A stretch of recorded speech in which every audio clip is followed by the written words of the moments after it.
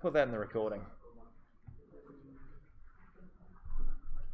All right, so the lecture material today, which is on vitiating factors, but I'm just going to add this to the recording to all the external students, the ones that may or may not be listening, that we're going to scrap next week's task. So the current task is going to go for 3 weeks from today rather than 1 week, and we're just going to push the other ones back. Because that's the nice thing about master's level subjects. We can just do whatever we like. It's great. All right, so today we're going to talk about more about contract law. I did say contract's a big area. It's an important part of law, and like I said, I've been bashing my heads. I should be bashing the fourth year heads when marking this is a final year, the ones that are essentially going out to professional practice, and I'm just shaking my heads when grading their work that some of them don't have a good grasp on, or even on, the importance of contract law, which terrifies me. From fourth year law students. For you guys, it's fine. You just have to have a substantial knowledge, a functional knowledge of how these things work. But they have to know these things in a little bit more depth, and I've been a little bit horrified. I don't think anybody's going to hear this recording, so that's fine. But it's such an important area, and it's pervasive. It's something that pops up in a variety of contexts in the business sense. And so I said it's a really important thing. The art and the science, combination of art and science of agreements, the law of agreements. So today I've called this escaping a contract, or what we call vitiating factors. And it's a little bit tricky to try and explain why these things work, because 2 weeks ago we talked about contracts and coming together and forming them, and those 7 elements: offer, acceptance, consideration, intention to create legal relations, mutuality, capacity, legality, and the other one I can't remember off the top of my head. I might have already said 7. What was the one I missed? The English word is comical. Capacity, offer, mutuality, intention to create legal relations, consideration, acceptance of an offer, and legality. 7 things, and that's forming a contract. Last week we looked at terms. So okay, we're assuming we've got a valid contract. What does that mean? What are our actual promises, and our what do we have to do as part of what we've agreed? That's what the terms module is about. That was last week's section. This one is a little bit tricky to explain, because there are some times or some reasons that a contract can otherwise look like it's completely and properly formed, but nonetheless there's some form of legal defect, and that legal defect in some situations will render the contract void, in other words, like it was never made, or in some situations it can give sometimes the innocent party some form of remedy. We call these vitiating factors, and it's such an important part of contract law. We usually analyze it as an entire separate unit, which is why we're going to spend quite a bit of time today. I think this one's got the most slides of the contract law lectures. And it really comes down to the fact that we can form a valid contract, but in some situations, the actual consent, the true meeting of the minds, didn't really happen. It's impaired or impacted in some way.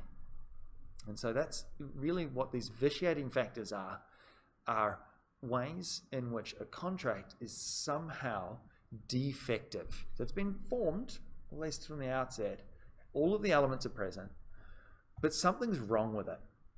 And we can kind of think of this as in relation to some contracts we had. If somebody lies to you about a contract, so poor old Gene, I'm going to use this example, poor old Gene, backwards and forwards, buying this boat.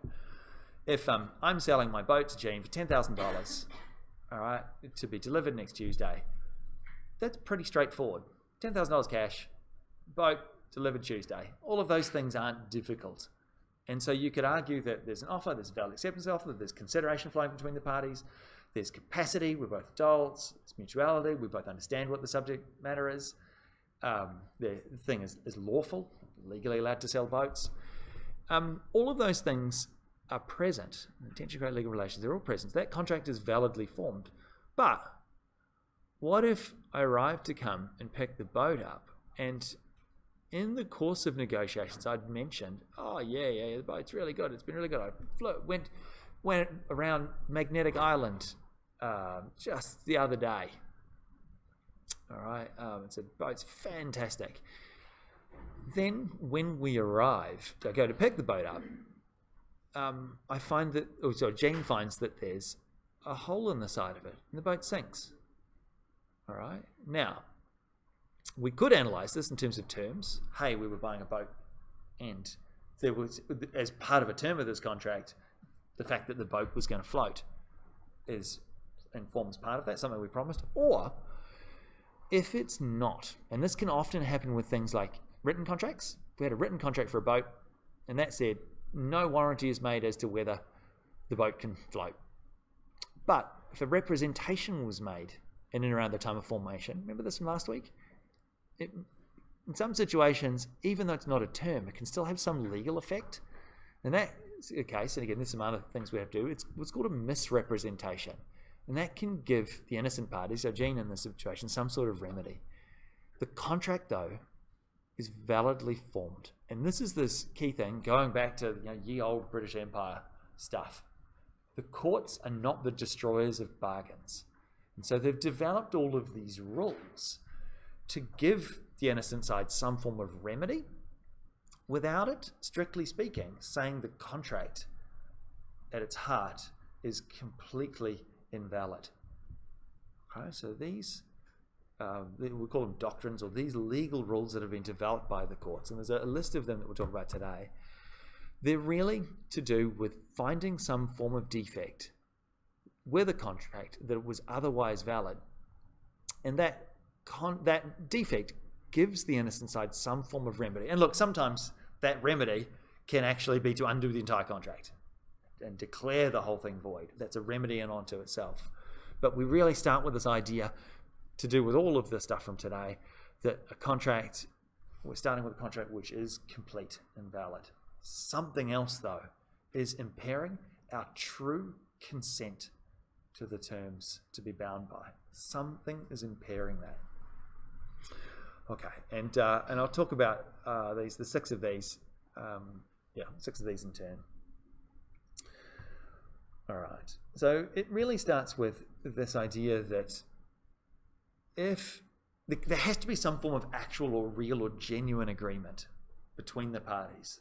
And the idea of the economists amongst us, I appreciate that idea of reduced transaction cost in two perfectly rational, utility maximizing individuals. If we, it's a little bit naughty to say this, but fundamentally, economists reckon that we're all inherently selfish. We're all in it for ourselves.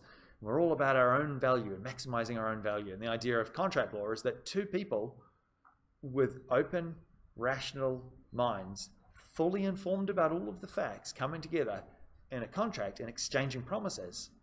In theory, you're only going to do this if you're going to be better off. That's this true, fully, complete consent. But in practice, though, in the real world, that just isn't the case. We're human. We're frail. We have emotions. We sometimes lie to each other, and sometimes we're mistaken about things. We can look at something, read it, misread it. In other words, there's something about coming together as this agreement that we're really saying, and this is reflected in the law, we're not these perfect, abstract, rational individuals coming together like the economists wish that we were. That's really what this is about. Okay, and again, the courts for a long time have recognized this and have basically said that in these situations we have some power to go about granting some form of remedy.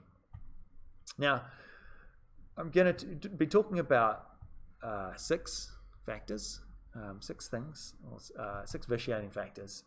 While there are a lot of slides, I'm probably not going to dwell too much on them, so you may find that this particular lecture doesn't usually go all the way to the end. But we're going to start with the most important one. Why is this the most important one? Well, of the 6 things we're going to be talking about, misrepresentation, mistake, undue influence, unconscionable dealings, legality, and duress, this is the one in business that happens the most. Remember in that first week of contract law where I said, look, 99% of the time, the fact that a contract exists isn't in debate. We know a contract does exist. Usually, though, it's something else involving the contract. And those two things, performance and usually breach of performance, which we'll talk about next week. And the other one is misrepresentation. We've got a perfectly valid contract, but one or both sides has done something or said something that's made the other side believe the situation is different from what it actually is. Okay? If we think about that, that's a big part of business, unfortunately. It's actually quite interesting. I spent a little time reading through, because I'm a fun human being, reading through criminal codes and civil codes from all sorts of other countries. And I actually have gone through the Indian Penal Code. I don't know if you guys are aware of this. The concept of cheating. It's really interesting because in the end, we don't have this in Queensland law, or in fact, or Australia, in any of the Australian jurisdictions. The concept of cheating in the Indian system. And I don't know whether it comes from, whether it flows from a Hindu tradition, I'm not sure. But it's sort of this quasi-criminal, quasi-civil action. And I've always thought that that's very interesting because a lot of people, particularly in personal situations, also in business as well, there's more of an expectation that others are going to be a bit dishonest, for want of a better word, easy with the truth. But it's not uncommon for people in this place to think that that's something to do with the police. Somebody's lied to you. If I've bought something, they've lied to me. That's a crime, surely. That's fraud. It's like, no, it's not. But it's interesting, I said, reading the Indian, which is the National Criminal Code, to note that they do actually have, I guess, a crime or misdemeanor, which is less serious than fraud. Fraud in our system is a very high bar. It's actually a pretty high bar in the criminal sense. But there are, in some systems, and like I said, that one in particular, they have this quasi-criminal thing. So you can go and ask the local criminal law enforcement to actually go and take some form of action. And as we may recall from the first week, when you go to court, if the DPP or the police are taking someone to court, they have to prove things beyond reasonable doubt. It's a very high bar to prove someone guilty of a crime. And a lot of times, there can be a criminal aspect to something, but also a corresponding civil action. Somebody punches you. And now, in the Queensland Criminal Code, that's common assault, assuming they don't, knock your head off your block. Somebody punches you, that's assault. But it's also a tort. You can actually bring a civil action for battery, for damages as well. It's quite common for these things to come through. So, and again, the idea of fraud, somebody lying to you, bringing some form of harm to you, that can happen in a whole host of different business situations, but 99% of the time, it's not criminal. Okay, that's the first thing to note. You can't call the police up if somebody in contractual negotiations have said something to you and they've lied. And sometimes they can just literally do it innocently as well. They've made some representation and it's turned out to be false and you've suffered some sort of loss. And again, the law does take care of that, but not the criminal law. So that's just the first thing I want you guys to take away. That is different in different legal systems. All right? And if you actually go back thousands of years, this idea of negotiating between people, we didn't really have so much a civil law system. We didn't really have courts. If you think about it, if you're a family or a series of families on the banks of the Tigris River, if somebody goes and lies about taking the goat away and losing it, right? It doesn't really matter about a civil remedy. It's not money them compensating. They're part of your family. It's really punishment was all that's about. It's not really how it works much here. So just make note that people in business do things and say things which can be deceptive in some way. But it's not criminal. And in terms of contract law, if some person makes some form of statement, right, to you that has to be of fact, it has to be addressed to you or a category of persons that you're in, it has to be intended to induce you into the contract, and it actually must be in some way responsible for inducing you into this contract. And we call these elements. these are 4 things that you would need to prove to the court on balance of probabilities to be able to get some form of a remedy, to be able to bring an action to the court when there is a validly formed contract, but the other side has said something to you that's not a term of the contract. Remember, if it's a term of a contract, I think I mentioned this yesterday, if it's a term and it's false, well, if it's a term, they've promised you something. If it turns out to be false, you always get a remedy. It might be $10, but you're always going to get something. That's just a key thing to note. So this idea of misrepresentation at common law comes about when things aren't terms. For whatever reason, they're not incorporated into the contract, either because it was a mix of, say, written and oral terms and the contractual intention test. Remember that contractual intention test last year? Those 5 things, statement that's made close in time to the contract. It's more, if it's in writing, it's more likely to be a term. If the parties had some special skill in relation to each other, or it was really important in the minds of one of the parties. We had that test last week for determining whether or not a statement that's made in and around the time of formation is a term. But here, if we're assuming that it is not a term, it can still have this legal force, and you may be able to get some form of remedy, but you've got to prove these 4 things. And I'm going to go through each of these. Misrepresentation, because it's such an important area, and look, this is going to come up, guys. All of you that have been involved in business, and we can think about times where we've bought things, and for whatever reason we've been disappointed. And we think that they've deceived us in some way, either innocently, negligently, or sometimes fraudulently. And we're angry. And the question is, what can we do about it?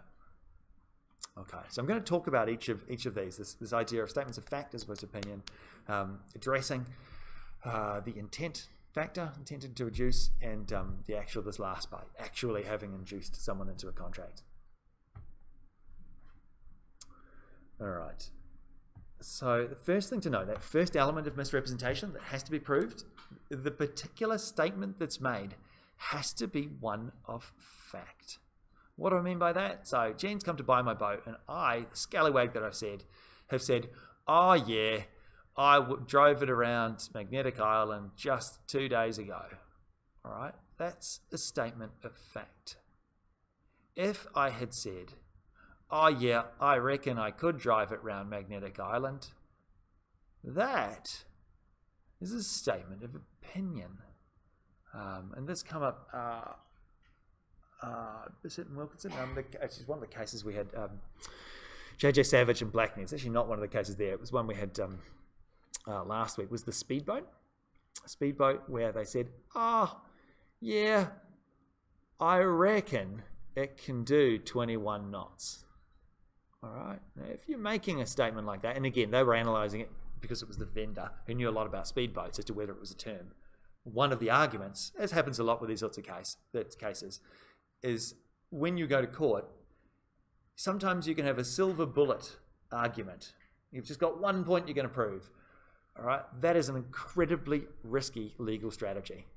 And so often, as they did in J.J. Savage and Blackney, often you'll have multiple arguments. And the classic case in terms of contract law and terms, look, if the statement, oh yeah, I reckon it can do 21 knots, if the courts accept that that's a term, so you've succeeded in that contractual intention test, sweet, fine, can't do 21 knots, where's my money?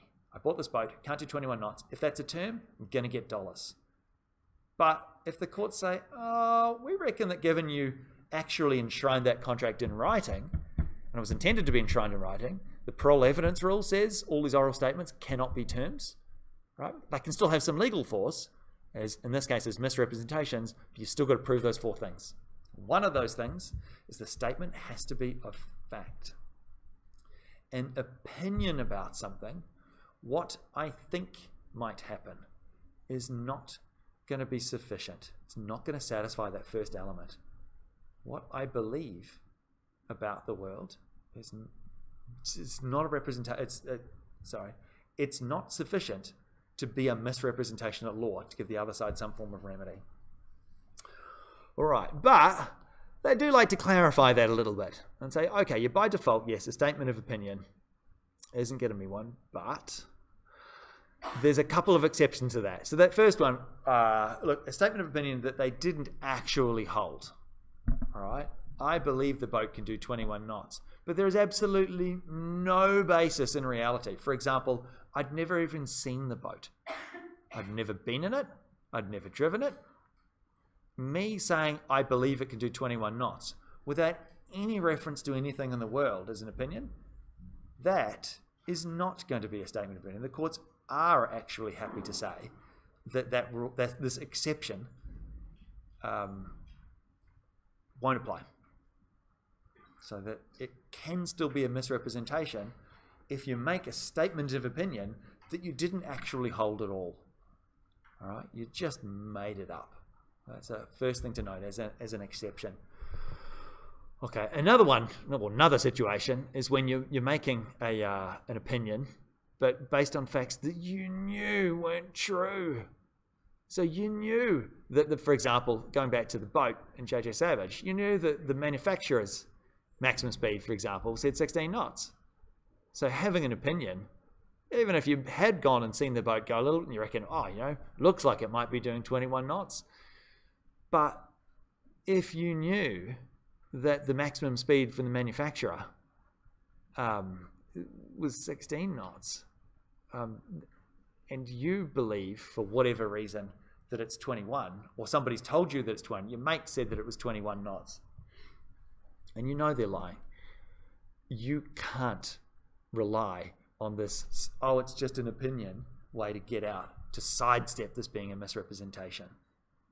Okay, you can't, when you're making statements and around the time of formation, escape, sidestep or get away from it being considered a misrepresentation if you knew that the opinion that you're making is based on some things that are actually untrue. Now, it's tricky in terms of statements of opinion when you're talking about things in the future. That's where things can start to really come unstuck. So say, again, for example, buying this boat and being asked about things like, what do you reckon it's going... I know it's not a very good example. Boat's not a very good example. Possibly, I will go and take this boat and get it checked over when the boat inspectors are in town. Okay, I know that the boat inspectors are coming. We'll say there's one boat inspector in Queensland that comes around and checks these things. I actually don't know anything about boats. It probably sounds like it, but just imagine there's a single boat inspector in all of Queensland. All right, and I say, oh yeah, you buy the boat now, and I'll go after, you know, we'll swap the money and swap the title over and that. But as part of this, and I'll say, oh yeah, I'll go and get the I'll see if I can get this boat inspected when the inspector comes here. Now, if you were saying that you're going to do something in the future, because let's say in this session I had a whole bunch of other boats, that's okay, that's fine. You're making a statement of fact about something to do with the future. But if you say that you're going to do something, and again, assuming that this is not a term of the contract, we're just talking about misrepresentations, it's not a term, and you actually had no intention whatsoever, if I actually had no intention of going and getting all these boats checked when the inspector was here, in fact, I'd planned to go to PNG for that month, and I've even bought tickets to go to PNG. All right, there's no way I'm going to sidestep this and say, oh, it's just a statement about the future, my future intent. That's not a statement of fact. It's like, well, again, if you're a little bit naughty in relation to these things, the courts take a very dim view of this. Because remember that it's the innocent side trying to prove things. They have to go to court, prove those 4 things to prove that something's a misrepresentation. All right, and on this statement of fact, you as the defendant who said the naughty thing, you're trying to get out of it. All right, and you can get out of it by saying that, look, oh, when I mentioned that statement, I genuinely had this belief that I was going to go and take the boat to get inspected. But if you didn't have that any actual genuine intent to do this future thing, you can't sidestep it.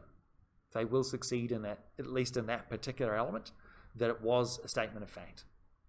Does that make sense? The stuff can be a little bit tricky because you've got to get your own mind around some of these things.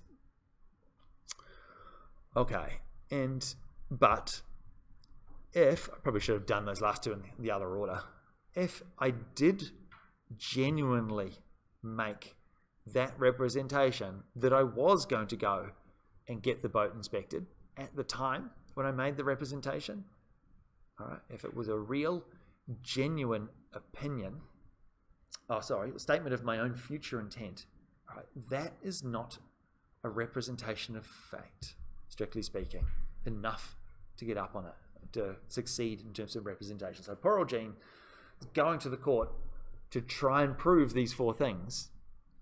If I genuinely held that belief that in the future I was going to go get this boat checked off when the inspector was here, she's not going to succeed.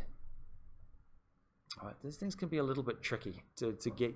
What's the difference between The last two, well, again, I should have done them the other way around. It's usually a statement of future intention, all right, is not usually a statement of fact. So a statement of fact, when trying to argue that something is a misrepresentation, so poor old Jean is trying to argue that the statement that I've made around this boat, in this case, me saying at some stage later, I'll go and get the inspector to come and look at it. All right. That is not a statement about past or present fact. In order to succeed in misrepresentation, the first element is that the statement, the representation that's made, has to be about something in the world. I've made a representation. The boat can do 21 knots. Or that is different from me having an opinion, which is the first couple, and it's different from statements of future intent. All right, a statement that I make about the future, things that I intend to do in the future, those are not usually statements of fact. So you can't succeed in action misrepresentation if somebody makes a statement about something they're going to do in the future and then they don't. But you can succeed if that statement that I made about the future was actually false. It was not genuinely held. And you could prove that by saying, well, you said you're going to go to the inspector, but I have this evidence that you, in fact, had booked to go to PNG for a month. And so how could you possibly, at that point when you made that representation, have honestly, genuinely believed that that was what you intended to do? And that's it. So normally it's honest effort ref. Now, sports. I do like trying to bring sports into these because it's something that it's a big thing in Australia. I don't know if you guys, this country is sports everywhere. I lived in Victoria for a few years. Has everybody lived in Melbourne at any stage? If you ever get a chance, do that. It's hilarious. They literally, every few weeks a new sport starts or a new season, and then they're all crazy about that sport. And then another one that finishes, then a new one starts. And it's just this continuous merry-go-round of sports. Great. But I forgot where my chain of thought was going in terms of that. Think about sports. Nope, I lost it. Statement of future intent. No, I've completely lost it. That's quite terrible. There was a point. It was something to do with Australians and sports, but I've absolutely completely forgotten about it. Okay, it's another example of this. All right. If I am purchasing, and again, the classic example is land, by the way, because again, we've all had to deal with real estate agents over the years. To deal with real estate agents, and they can be, have a reputation for being a little bit fluid with the truth in terms of how they represent things. We don't have any real estate agents here, are we? No? Okay. Because which one? Well, yeah, they're the worst. Those are the two. Those two industries are the ones that have this reputation. The other one, by the way, is insurance. Having to deal with the insurers over the years. Yeah. See, look, anybody that's dealt with insurers, so they're like, yeah, that's true. And also, by the way, the rules of contract, I think I mentioned this last week, when you're trying to determine what's acceptable in these things. You actually take the industry into account when which is a little bit frustrating. But real estates can go and make statements. And they can go and represent things in some way. Vendors of property can go and say things. Oh yeah, I reckon the land over there is going to get redeveloped in 3 years' time. So then you've got to start and analyze this. Well, is that a statement of fact? It's not incorporated in the contract. Why? Why, when selling land, why can the terms, oral terms, not be incorporated in the contract? Because all contracts for land must be in writing and only in writing. So the parole evidence rule applies for all contracts for land. So that's why when statements that are made by the real estates can't be considered terms of the contract, but they certainly can be considered misrepresentations. But that first element has to be a statement of fact. Can't be a statement of opinion, must be one of fact. And something about the world in the now, oh, they are redeveloping this land over there. That's a statement about the here and the now. All right. The real estate saying, oh, I have an opinion that they will redevelop this some stage in the future. All right. That's usually just an opinion. That can't be a misrepresentation unless it's not honestly held. And that goes back to that that Esso Petroleum case. If the real estate knew the Townsville City Council's plans were not to redevelop in 3 years, they've already passed a motion, they're not going to develop it for the next 5 years, and the real estate knew about that. And look, to be honest, that's hard to prove. It's pretty intent and knowledge is quite a hard thing to prove. But assuming you could prove that, then they can't rely on it being either a mere opinion or a statement of some form of future fact. Statements of what can happen in the future, no one knows what's going to happen in the future. You can't have any certainty there.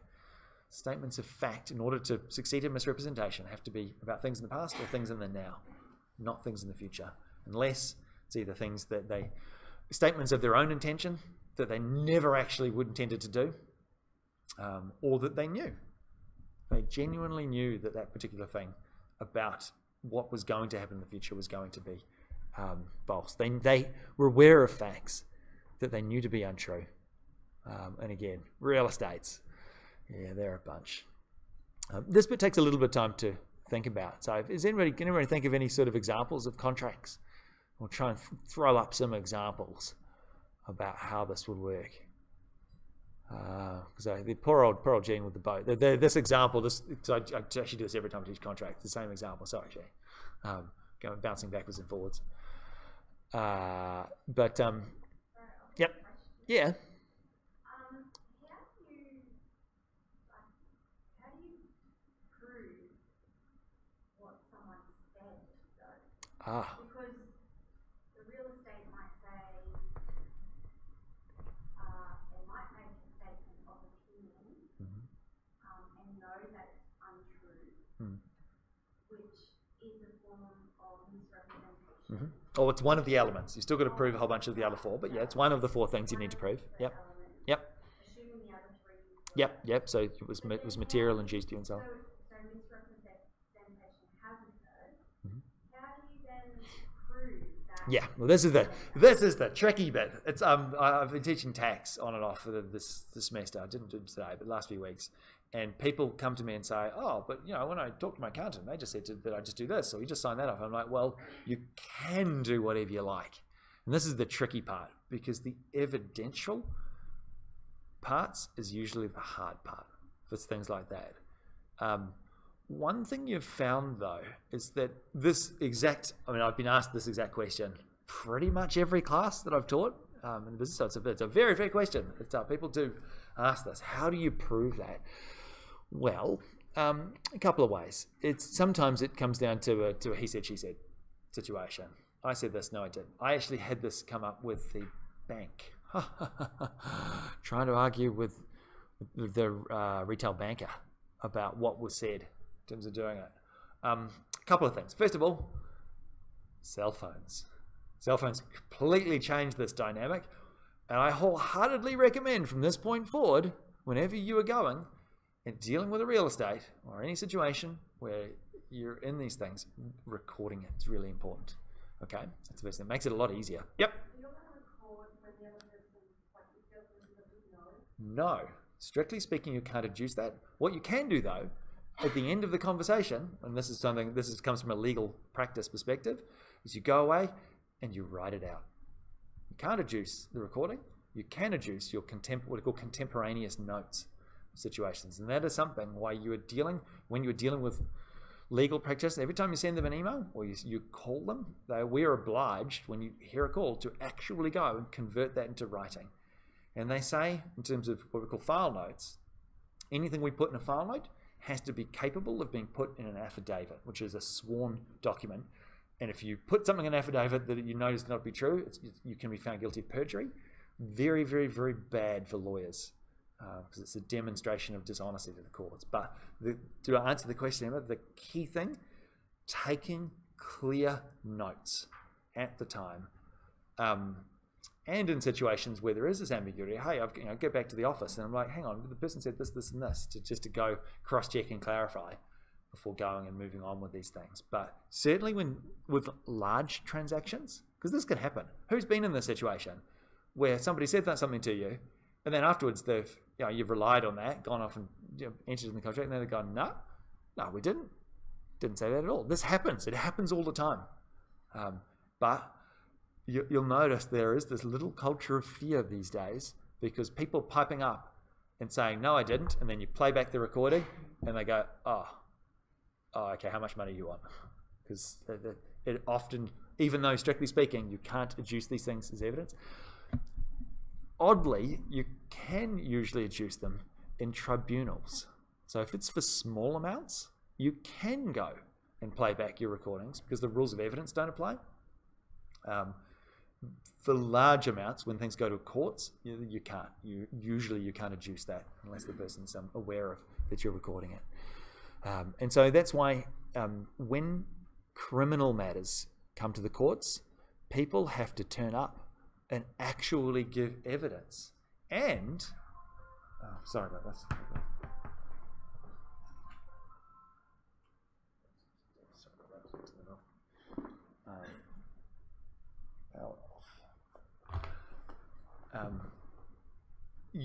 And the reason for that is that we want to have the fairest possible system that we have, that we can make, and we do that by making people turn up and give oral testimony.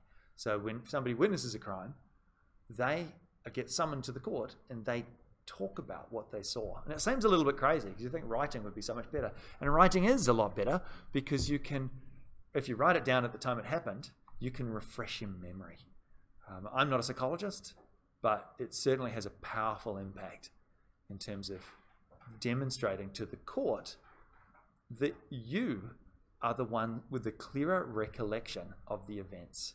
Because these things, remember, it's balance of probabilities. He said, she said, in terms of what actually happened. The person that actually went home took handwritten notes and can date them, usually with a photo on your phone. You type it all up in an email. The person that does that has a massive advantage in court when these things do come back. Yep. Do they have to write the whole conversation, or give the key points? Only the key points. Well, it's really about trying to record what happened. Now, there's another rule of evidence, so called the hearsay rule, and it goes like this. You can't go to court and say what somebody else said. I'll say that again. You can't go to court. I can't go to court and say, Nemi, whoever went to court, was here and had, so start again. I'm going to pick on Jean again. Poor old Jean. I can't go to court and say, Jean said to me that this boat said this, this, and this.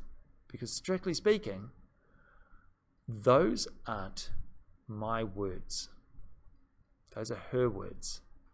I can ask the court to call her into court for her to repeat these things. I can talk about what the gist of the conversation was, and I can adduce what I said, and I can talk about what the response was in general terms, but not specific ones.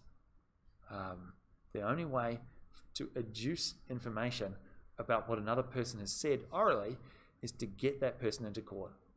Then it sounds a little bit strange.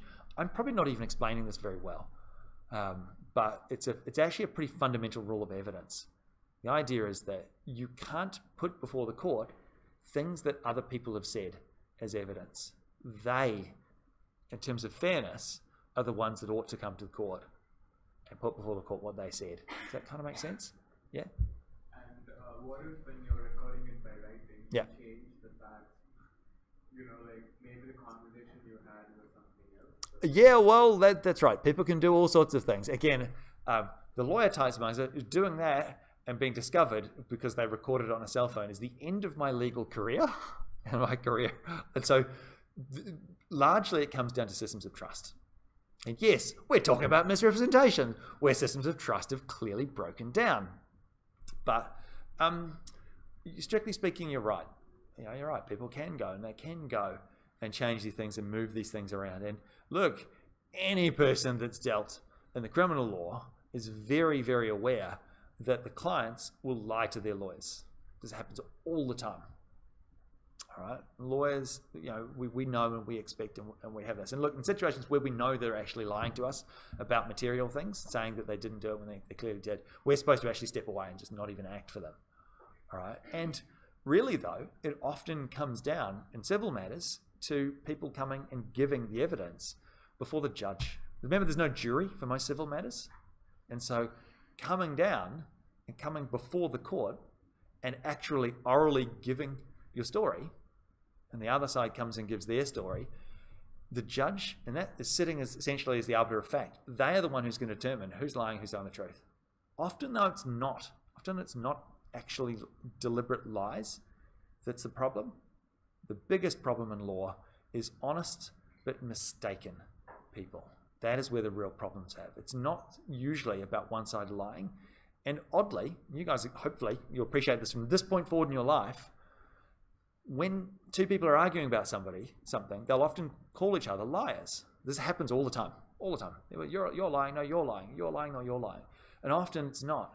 One or both people are mistaken about the facts. The human mind, in terms of recollection, is not perfect. When we're going, and that's why they encourage you to take contemporaneous notes, because if you write the notes out straight after it happened, you're much less likely later on to try and work out, oh, I think they were this. I think it was a red raincoat. Maybe it was a yellow one. That's where things start to go. Because when it comes before the courts, and appreciate in a common law system, judges, who are the ones that often act as the arbiter of fact in civil situations, are very experienced legal practitioners. They have dealt with literally thousands of people with a variety of quality in terms of their honesty, in terms of coming before the courts. And so often your demeanor makes a difference. And that's why when the very, very expensive barristers and law firms, when they've got very wealthy crooks that they need to put on the stand, they will get psychologists and people to come in and train them to come and sit and to do things. Do you guys remember O.J. Simpson?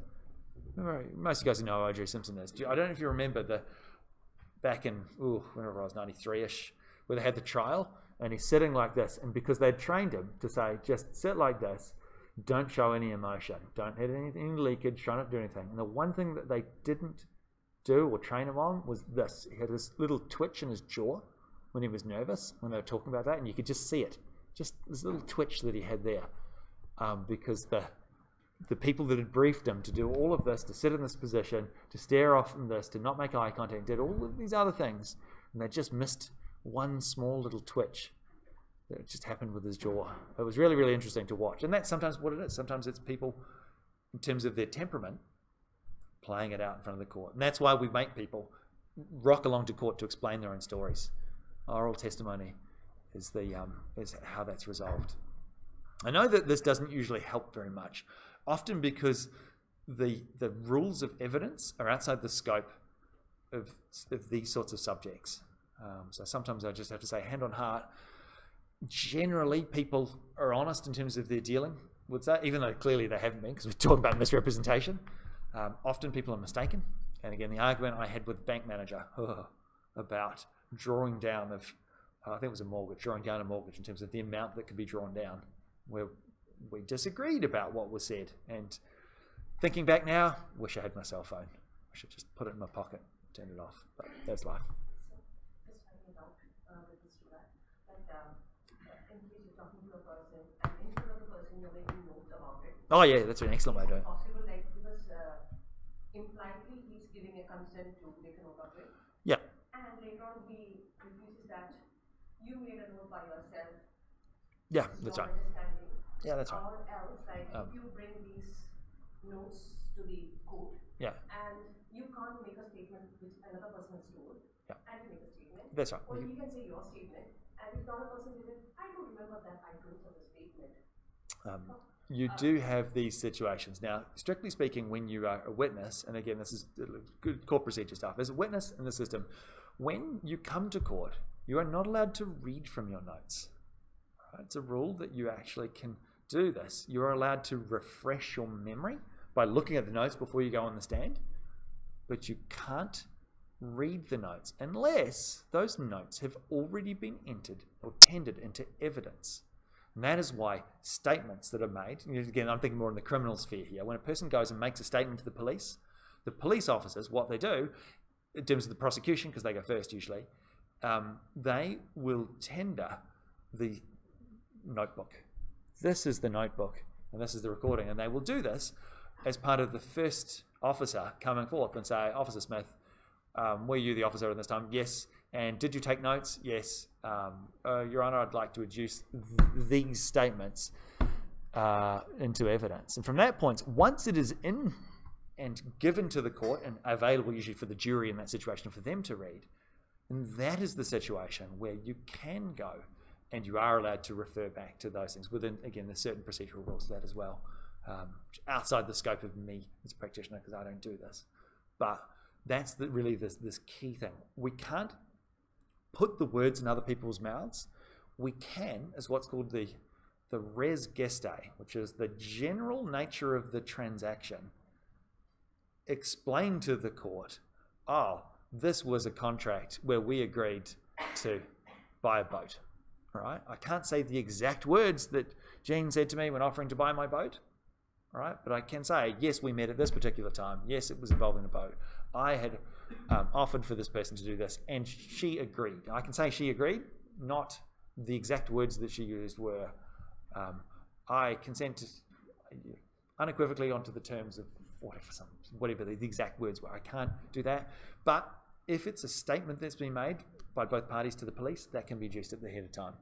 And those things, again, you can, in some situations, get witnesses to refer back to those statements. And in some situations, and again, this is a strategic thing in terms of giving evidence to witness. If a witness is there, you know, if the witness has gone and written up a statement, and again, I find as a lawyer that in situations where I've needed to, which oddly enough this year was, I got bitten by a dog. I got bitten by a dog, a hole in my leg. I'm really grumpy about it. I can go and make a statement, and if I need to, I can go back and refer to that because I've already mapped it out in essentially an affidavit format. And I would be able to go adduce that as evidence, and then also, with the court's blessing, be able to refer to that as well, to refresh my memory, but usually not. Sorry, I know, it's just terribly dull, all these the evidential thing, because it is something that we do think about all the time, because particularly in situations where we're talking about misrepresentation, which usually flows from people willfully deceiving each other, not always, but usually, it's tricky because you think, well, if they weren't honest in terms of their business transaction, why would they be honest in the court? I'll leave that one with you. If you are dishonest in the court, that's a criminal offense. You go to jail. Whereas being a bit dishonest in relation to business transactions is not a criminal offense. Can still have legal consequences. Again, misrepresentation, way of vitiating contract. But it's not a crime. Lying to a court is a crime. No, I'll leave that as that. We'll move on to the, are we for time? No, actually, I might just for sake of prudence, I've got my child here as well, and I'm very angry. We're just going to take a break, if that's all right, guys, for 5 minutes. I'm going to put my little slides on. Oops. Going to, if that's all right.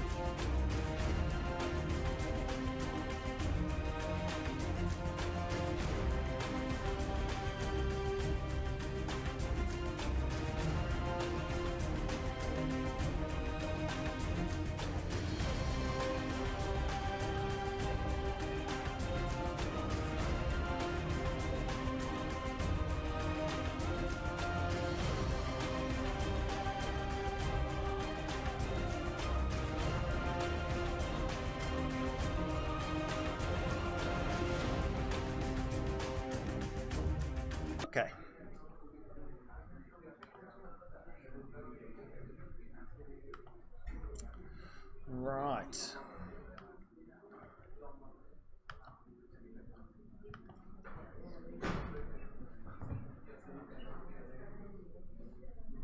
Okay.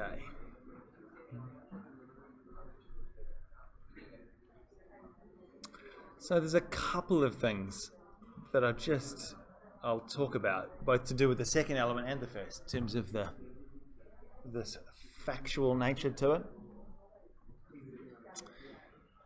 and the fact that you have to actually say something that makes the other side enter into the contract. So just start with that one there, that you actually have to say something that has to, at least in some way, be material in making the other person enter into the contract. So again, going back to the example in J.T. Savage and Blackney with a boat that can do 21 knots. If the person who is buying the boat just doesn't care about how fast the boat goes because they're only going to run it at 10 knots the whole time, and it wasn't the fact that it could do 21 knots instead of 15 knots didn't really make any difference at all in terms of whether the person wanted to buy the boat. It's not going to be a misrepresentation. The courts at common law anyway, they don't like destroying bargains, and it's a difficult thing. Misrepresentation has always been quite a hard thing to prove as a result, because you, as the plaintiff, you bringing the action, trying to prove to the court, in this situation, Jean trying to prove to the court that I had made a statement that was false, addressed to her, that induced her into this contract. All right, had to actually do that. She has to prove all of those things. One of the points that she has to make, she has to prove that the statement that was made actually made her enter into the contract, and it has to be material. Look, it doesn't have to be the only reason. It doesn't have to be the only reason for entering into the contract, but it can't be a really, really, really minor point. If there were 20 reasons for me to enter into it, and the fact that it could do 21 knots was only one of them, it's not going to count. It's not going to be material in inducing the party into that particular contract. Okay. It isn't also ever going to get up if, for whatever reason, I never knew about the false statement. And this can happen in a variety of ways. In the case of the boat, for example, Jean had left a message on my mobile phone, all right, a few days ago, that's saying that, oh yeah, that's I mean, the boat you're going to buy, yeah, it definitely does 21 knots. You know, just replying to the question that you'd asked me, yeah, I reckon it can do 21 knots. Assuming again the contract is entirely in writing, so that particular representation that's made doesn't form part of the contract. It's not a term. All right, is it going to form part of a misrepresentation? If I didn't find out about it until after we're already swapped the money for the boat, and she'd driven the boat away, and then she gets home and checks her messages, that's not going to fly. All right, it didn't induce her into the contract because she didn't even know of the statement at that point in time. The contract was made. Found out about it later. It's also not a misrepresentation, and this is going to happen from time to time. Again, difficult to prove. If the statement that's been made, in this case, the boat can do 21 knots. I know that's wrong because I'd worked for the manufacturer, or I've known these boats, all of these boats. I've got 3 of these boats already, and I know darn well those boats can't go beyond 15. Okay, yeah, go. It's all good. It's all good. Yeah, it's always tricky. Sorry, guys. There's a bunch of people that are actually in both classes. They're running at the same time. But yeah, so if I know, Jean's buying the boat and I've made the statement. If she knows that statement is false, then she's not going to be able to get up, because if you know it's false, it can't have induced you into the contract if you knew that it was false. Again, it's a bit of a corner case because of all of these things that usually, because Jean is the person bringing the action is in misrepresentation, there is prima facie on the face of it a valid contract. She's bringing action to seek some form of remedy, all right? So she needs to prove all four of these things. And so I would somehow have to argue back to the court that Jean knew that it was false. And so you've got this double negative thing going on here in terms of the person trying to prove this stuff, because Jean's not going to pipe up and say, oh yeah, I knew that when he said it was 20 knots that it couldn't do 21 knots, but I want to get some remedy anyway. Wrong. That's why with these things, always keep tight-lipped in these sorts of negotiations with people, because that particular rule for large things, if you guys are involved, again, I don't know whether this is whether I'm being kind about this or being unkind about this. I envisage most people in this class, in some ways, end up as financial controllers for organizations. I don't know. Most of you guys doing accounting, and often that's the sort of role that you're prized for being in, because unless you're doing one of the other streams, cost accounting or auditing and so on, that's often the role people end up in. And so you guys being involved in negotiations, at least in part, and statements that are made in and around the time of formation, be careful about giving away what you know. Knowledge is power. And in contract law, sometimes bits of information that pass between the parties, sometimes, particularly when contracts are later enshrined in writing, that information being passed between the parties can be dynamite. And one of them, if one side does make something which is false, but you've demonstrated that you knew that it was false before you entered in the contract, you're going to have a really hard time proving it's a misrepresentation. So tuck that one away in the back of your mind. But really, the overarching principle is just try to be tight-lipped in negotiations. Yep. So if I knew that the boat, I knew that manufacturer of the boat, Yep. and I knew that it wouldn't be able to go to the market. Yep. Why would I enter into the contract anyway? Because I know that. And also the other thing is that it might not actually be important, or often in these situations, you might just like the boat. So you might be with this situation there. Jane just wants to buy this boat, and knowing that it is that speed, possibly at some stage later, buyer's remorse. 2 weeks later, she's like, oh, I didn't really need a boat. I really needed to pay off my mortgage. I want to get out of this contract. I'm trying to think of ways to get out of an otherwise perfectly valid contract. When you often realize later, oh, heck, this was a crazy idea. I wish I didn't do this. Or, your niece goes and crashes her car and calls you up, Auntie, I need some money. I need cash suddenly. We want to get out of this arrangement. That's really what all of these 6 vitiating factors are about. It's once the contract is formed and we're in it, we want to get out of it. And really that's why these things come about with those stuff. One of those names that don't rely on one thing. Absolutely.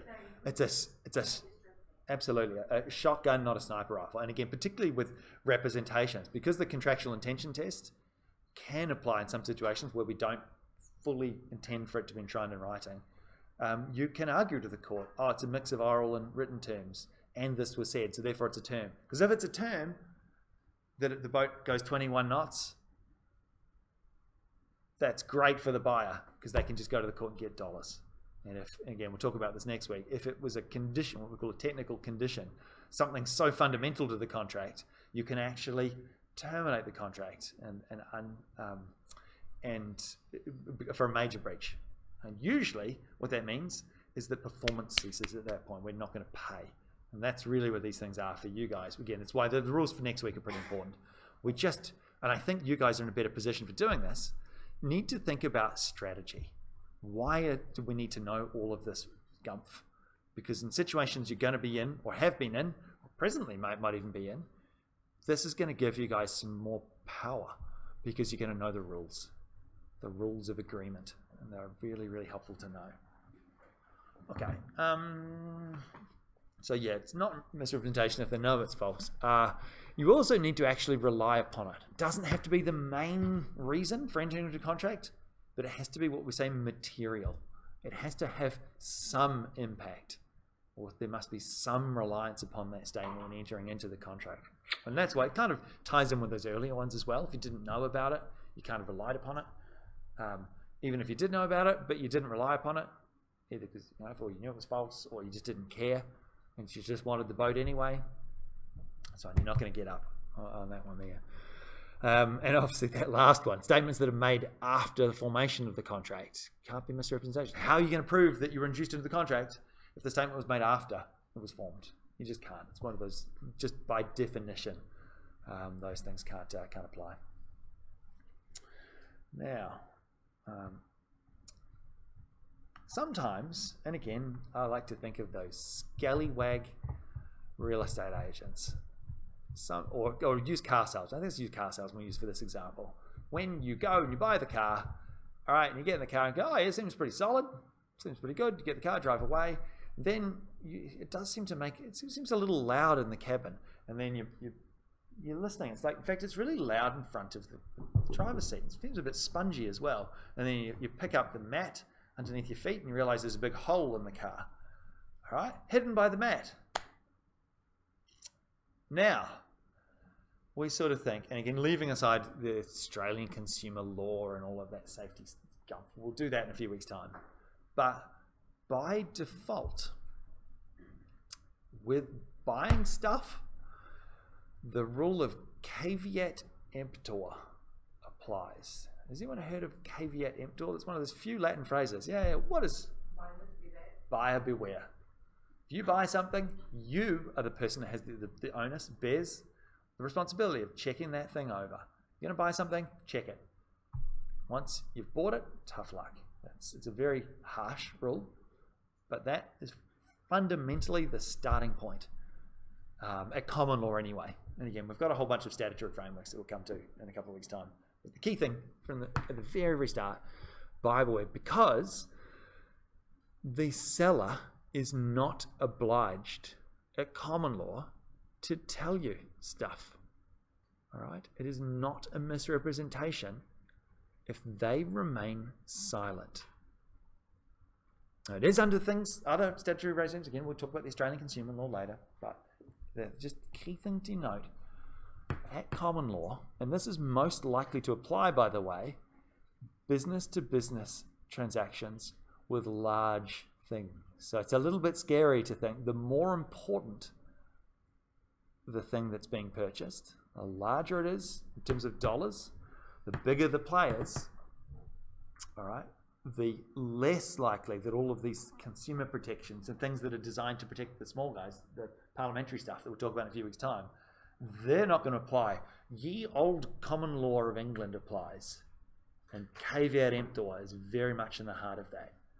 Large commercial transactions, you as the buyer, beware, because once you've done it and you haven't done your homework, you haven't inspected the thing, you haven't checked through both the contractual stuff but also the physical things in the world, the other side doesn't have to tell you stuff. They're not obliged at common law. Yep. Does that apply to real estate? The real estate institutes, real estate agents themselves have a particular special code they have to follow in terms of doing things and making consumers aware of stuff. In the US, it's normally buyer beware with real estate. There's open disclosure laws where if you know there's something wrong with the house, you are obligated to tell the buyer. Yeah, so in some situations, there are what's called atmai fide, I think it is as well, contracts for insurance. When you're going to buy a contract of insurance, you are obliged to tell the insurer. You have a positive duty to tell them everything. Silence isn't sufficient in those situations. That's an old common law rule. But the default rule is, without any statutory frameworks, again, the real estate guys have it. Used car salesmen, by the way, have their own little code of professional ethics where they have to go through into it. And statutory regime, we have to tell people. But regulation occurs in most professions, most of the professional areas. So your medical professionals have a positive duty to go through and tell people about costs in relation to things. Lawyers, we have I've just been teaching it for weeks. We have positive duties to go through and explain to potential clients about all sorts of the different costs and permutations. A positive duty. We can't just throw our hands back and say, too bad you didn't know. But these are statutory frameworks, other than insurance, which is actually common law rule.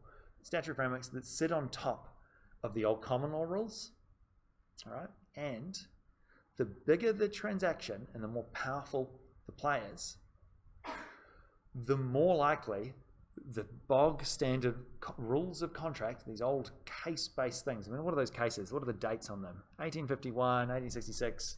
They've got a median year of about 1900. This is the law of contracts in the state of Queensland and arguably the Commonwealth of Australia as well. And so, yes, a whole bunch of other statutory frameworks sit over it in terms of what, again, things like real estates have to do. But if they're two large commercial players, those rules don't apply. The idea is that the bigger and more powerful the parties are, the less they need regulation about the deals they make between each others. And leave that on the back of your mind. It's quite a useful thing to remember. Big, powerful players don't have or need as much regulation when they're dealing with each other. We assume that when Unilever is buying something from Hewlett-Packard, both of these guys have got big, well-stocked legal teams that can go through and know essentially the common law rules that are involved with making those sorts of deals. That's why those things exist. And look, to be honest, these rules in terms of science is the exact example we use, the difference between the common law rules and the Australian consumer law. The Australian consumer law, which I'll talk about in 2 weeks' time, the opposite is true. You can't, a half-truth or being silent about something is actually what they call misrepresentation or misleading conduct, we call it in the ACL. Yeah. You were saying like the big players. Big players, yeah. Yep. So will it include consumers or it excludes consumers, or is there a particular range in which they? Yeah, there is. There is. It's, the definition of consumer is because it's in the Schedule 2 of the the Competition and Consumers Act 2010. It's a piece of legislation, and it specifically defines what a consumer is. And so, in terms of the Australian consumer law, it applies between individuals buying things from large players, can be as big as they like. Us as an individual, we get that when we're buying things. It also applies to businesses selling things to other businesses where the amount is less than $40,000, and it's not for the purpose of manufacture or resupply. That's really the key thing there. So if you're a business and you're buying something from another business for the purpose of manufacturing or from using it as part of your business. So if you're buying, if I'm a vendor of a cafe and I go to Woolies to buy things, those things usually won't apply. Actually, well, maybe it does actually. Not sure whether resupply includes those things. But if you are a large player and you are buying things that are more than $40,000, then the Australian consumer law won't apply in that situation, and the gloves are off. I'm just pushing the button. Someone grab the one. Oh, it's still going. So it's like a one-time transaction or like a continuous transaction that is? Each transaction that they check that amount. This is $40,000. So if it's a single transaction with multiple payments, that'll still, and it's more than 40, then the ACL won't apply in that situation. Those things there, but generally, businesses that go to other businesses. If I have a business and I go to Officeworks to buy stationery, it's less than $40,000. That's fine. The Australian consumer law is going to still apply in that situation. So even a very, very large business can rely on the ACL when they're buying things, small things. Like if you want to start up a business, you may have a transaction which exceeds $40,000, yep. Even though you're a consumer. Yeah. Maybe you are not making a transaction at a stretch like $40,000, yeah. but breaking up like $20,000, $20,000. The distinction is at the start. If you're a business, all right, the 40,000 rule applies. If you're a consumer, an individual, not as part of a business, neither of those rules apply. The 40,000 rule and the resupply thing doesn't apply. You always get the benefits of the Australian law. Any of us as individuals walk into Woolworths or we walk into Lexus and buy something worth more than 40,000, doesn't matter. The Australian consumer law will apply to us as individuals. It's only if we are, either doing it as a business, we've got an ABN in Australia as a sole trader, or we're a partner in a partnership and we're operating as a partner, we're using the partnership card, or we've got a company of our own and we're operating as in a director capacity or employee capacity. When we're doing those things, you fall under the business provisions of the ACL. And again, I'll come back to it in 2 weeks' time. You're not selling them, reselling them, or manufacturing them. Well, you as the person buying it usually want the Australian consumer law to apply because it gives powerful remedies to the purchaser. It's bad for the seller, good for the purchaser. Whereas using these rules, the common law rules, these are a lot harder to prove. These are harder to do. And you'll notice silence, and for example, in terms of this element, silence is not going to be a misrepresentation, where it is under the Australian consumer law. So if a person, you are purchasing something, what's an example? Lexus, more than $40,000. If I'm an individual and I'm wanting to buy a Lexus, all right, don't think that's even going to happen, but assuming that I've magically transformed into a person with a bunch of cash, regardless of how much it costs, the Australian consumer law is going to apply because I'm not doing it as business. If, however, I am a business, my business is going to Lexus to buy a fleet of Lexuses. Now, again, the amounts are going to be more than $40,000 in those situations, and so the ropes, the gloves are off. So the common law rules are going to apply. The Australian consumer law won't, because it's a business transaction and it's more than $40,000. Now, if it was less than $40,000, again, I would go into Woolworths and buy $30,000 worth of stock, but I'm using them for the purposes of manufacture or resupply. Also, the Australian consumer law won't apply in that situation. So it's an either or. The idea is that it sort of flips it around. We want to protect consumers. Yeah, the Australian Parliament said, yeah, we do want to protect some businesses. We don't want to make it too onerous. Me with my, I literally my wallet. So they've got my business EFTPOS card and my personal EFTPOS card. So if I walk in, it seems a little bit dumb if I'm walking into Woolworths to buy one that the ACL will apply to this one and not to that one. It seems a little bit silly. But when I'm buying a fleet of Lexuses, I'm not sure. The gloves are off. Really, if I'm a business, I'm using my business card, yeah, good luck buying a Lexus with that one. But if doing that, we expect businesses that are buying stuff either as part of their business or spending a lot of money to have sufficient bargaining power. We expect, or the Australian Parliament, when passing the Australian consumer law, expects businesses to be more powerful in dealing with stuff. But they do say that, look, it's a bit of a pain when a business goes into Officeworks to have a different framework when they're just buying a bunch of stationery. That's dumb, to have a different, essentially different set of legal rules. Unfortunately, this was the case before 2011. It was really dumb. When I learned the laws before the Australian Consumer Law, so it was the Trade Practices Act, and each of the states had their own fair trading rules, and it did matter if you were a company as opposed to a single trader ABN, and it was really dumb. So when you're selling to somebody, you have no idea. You have absolutely no idea who they are or what they're doing. But if a person is buying something from you and they're doing it for their business, either for the purpose of resupply and manufacturing and it's less than $40,000 or any transaction more than $40,000, you don't have to supply them with all the same consumer guarantees that you'd normally have to do. So that's the statutory framework. I'm just paraphrasing stuff that we're going to go over in 2 weeks' time. But that's essentially what it is. Parliament said, look, we want to protect individuals, people going to Woolworths. We want the product and food to be safe. That's why we have it for them. And a little bit to help businesses as well, because it's just dumb. It's just silly to have somebody, a business, again, me with my 2 cards, going into Officeworks, using this card I get all the consumer laws, and this card I don't. It seems a little bit fragmented to do that, even though in theory, a business one would have more power. I don't know. Okay, that last one, by the way, the second to last one is insurance contracts. Urban remae fide, of the utmost good faith. You cannot lie or withhold information for a contract for insurance. If you do, good luck to you. The insurer can turn around and go, nah, you didn't tell us that you didn't have deadbolts. In fact, you told us you did have deadbolts, or you left this out in the form. When we asked you, do you have deadlocks on your house? You left that blank. Not good enough. And the courts say, yeah, fair enough. Insurers rely on people telling them all of the information that they need in order to calculate risk. Even though insurance companies are usually very powerful institutions, this rule still applies.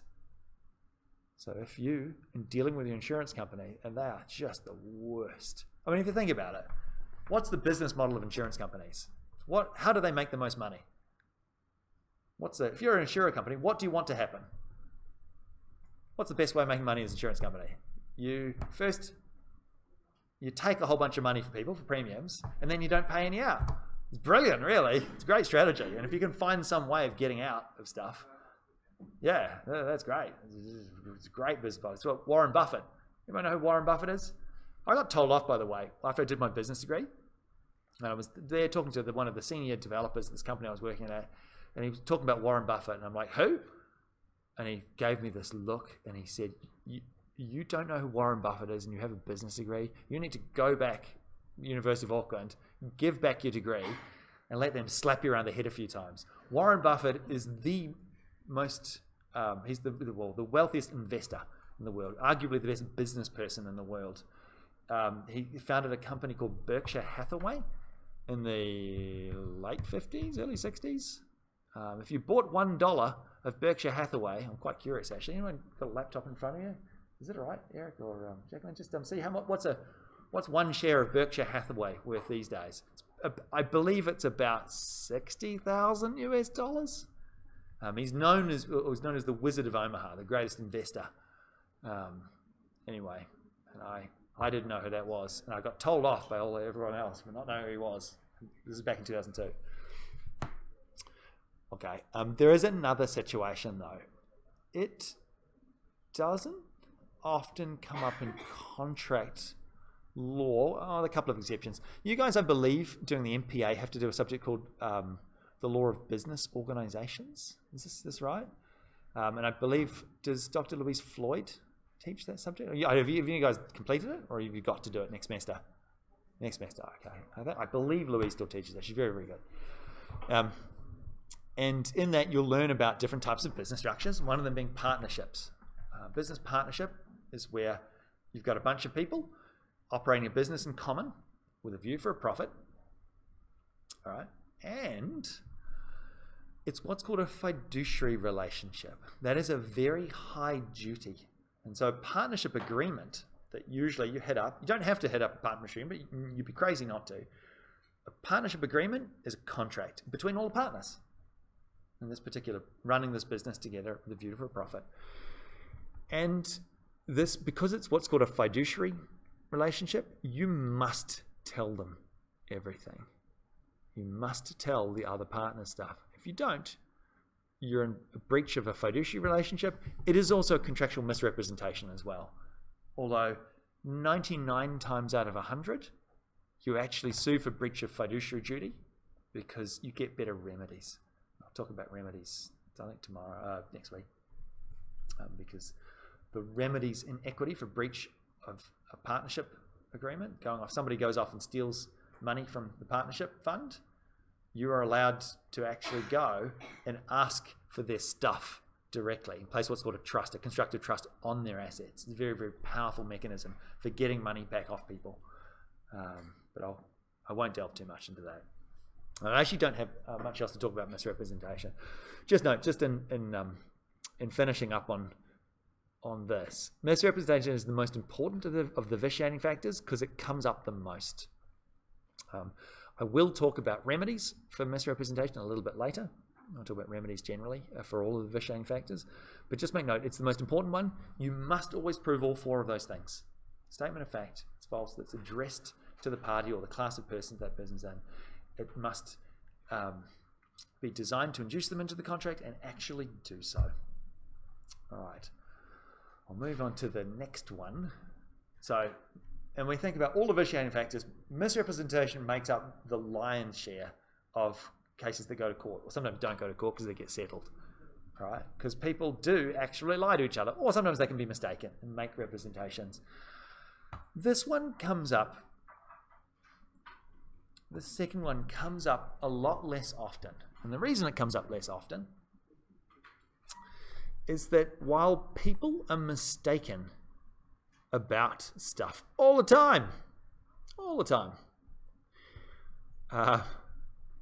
It's quite rare that both parties are mistaken, because contractual mistake, in order to vitiate or undo or make void a contract, comes up in three ways. There's three real types of mistake. All right, and the first one is very, very rare. Okay, and it's called common mistake. The common mistake is where both parties to a contract are equally mistaken about something fundamental to the contract itself. Both parties are mistaken, and they've made the same mistake about one of those three things: either the existence of the subject matter, some fundamental quality of the subject matter, or some mistake about recording of the intention of the parties in a written instrument. Okay, but the key thing to note is that something is wrong about what the parties both think about the subject. That was an example. My phone. Sorry, Gene. We both have the same thoughts about the particular object of the contract, and we're both wrong. So something about the contract was fundamentally different to what we both thought about it. So the example here I'll talk about is from McRae and the Commonwealth Disposals Commission. And in McRae, there was a shipwreck. All right, McRae ran a salvage operation, and the Commonwealth Disposals Commission, check the year out here. When do you think these shipwrecks happened? This case came to the CLR, which is the Australian High Court, in 1951. When do you think the shipwreck occurred? In the Coral Sea? No. It's quite a little bit recent there. The salvage operations usually trying to get stuff from boats. Oil. Large oil tankers in the Coral Sea.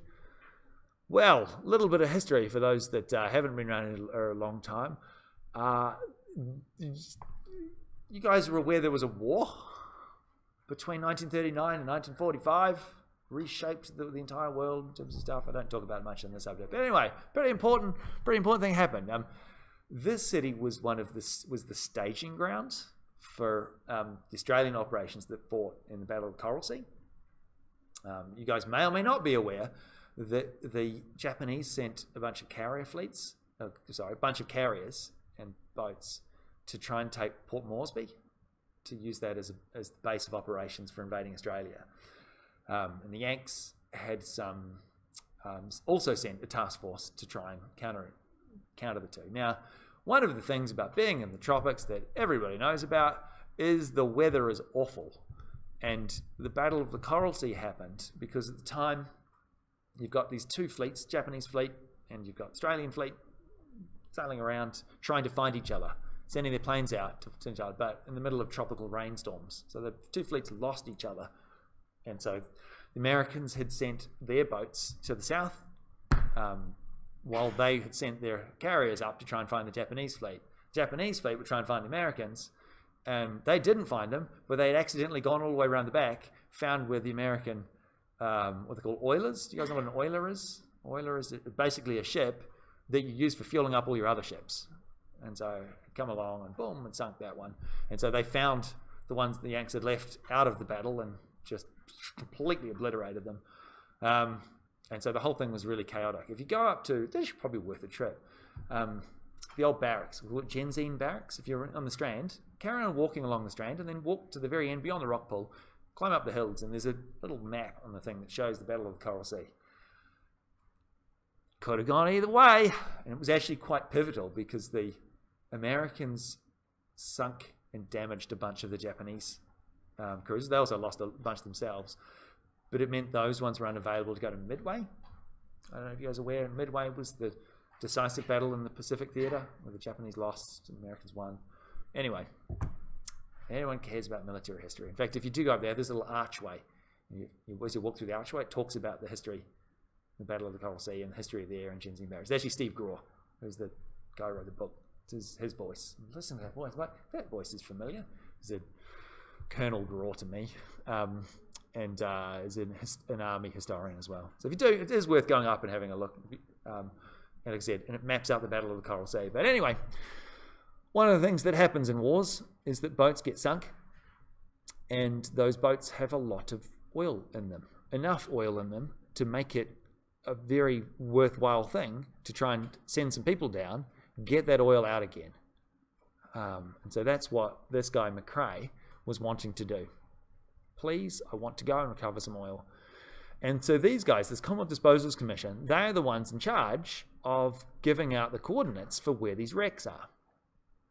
All right, and so they had the coordinates for a wreck. McRae paid some money. They entered into a contract to get exclusive rights to go and find this wreck with oil. I think it was it. I think it was a World War II vessel. They had the exclusive right to do that. What was the problem? Well, turns out that the maps were wrong. The maps were fundamentally wrong, and there was no wreck. They went there, and where is this wreck? So both, and they're arguing in that situation that both sides were mistaken, and equally mistaken. All right. No, don't get me wrong. Come on, the CDC tried to argue all sorts of things. Again, it's a shotgun, not a sniper rifle. When trying to get money back from the federal government, which is what they were trying to do here, they tried all sorts of arguments. And again, talking about common mistake, and the court was quite happy to say that, look, yeah, there was a mistake. It was fundamental. It was about the existence of a shipwreck. Absolutely fundamental to this particular contract. There was no boat. Both sides were equally mistaken. And I've got another case, although I'm not sure I've actually got it in the slides, which I'm going to talk about now, which was from 1999. And the reason I talk about it is because it actually changed the law in terms of common mistake. Actually, I'll come back to it. Taylor and Caldwell. And some of these are kind of funny. This, by the way, is the sort of thing that, annoyingly, we have a habit of putting in the assessment, even though they're rules that don't come up often, but they're usually a bit easier to understand, conceptualize. Taylor and Caldwell was a contract to do with a singer making a performance. We want to rent performance in a hall. So we are going to rent this hall off this party. We enter into a contract to do this. All right. And after entering into the contract, the hall burnt down. And the key thing is, if something fundamental to the contract, completely outside the scope of what the parties contemplated when they enter into the agreement, if that happens after formation, this doctrine, which I think I'll talk about later on today, of frustration will apply. Contract can be frustrated, but it is not common mistake. If, however, as it did in McRae and the Commonwealth, the particular thing was destroyed before the contract comes into existence, before the contract is formed, and we are both fundamentally mistaken about that thing, in this case the existence of the subject matter, all right, there is no contract. Common mistake will apply. We are both mistaken about something fundamental to the contract, and we are equally mistaken. But, and this is a frustrating exception to this, I don't like this case. This is I'm not sure if this is Lord Denning as well. In Leafen International Galleries, though, some guy went to an art gallery and bought a painting by a famous English artist called John Constable. John Constable produced this work. I think it was a picture of a cathedral. The guy paid a lot of money for it.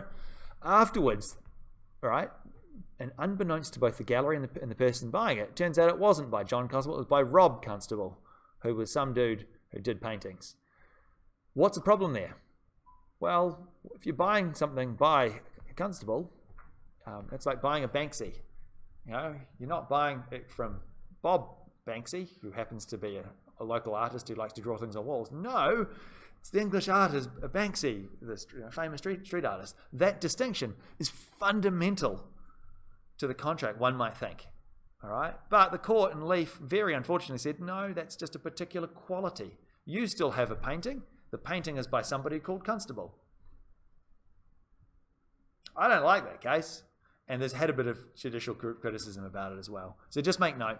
Common mistake, yeah, it will apply if things are fundamental, but not if it is only a particular quality of the subject matter.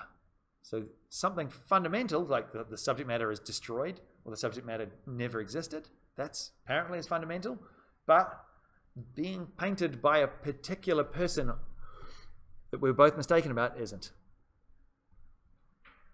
Earlier when we spoke about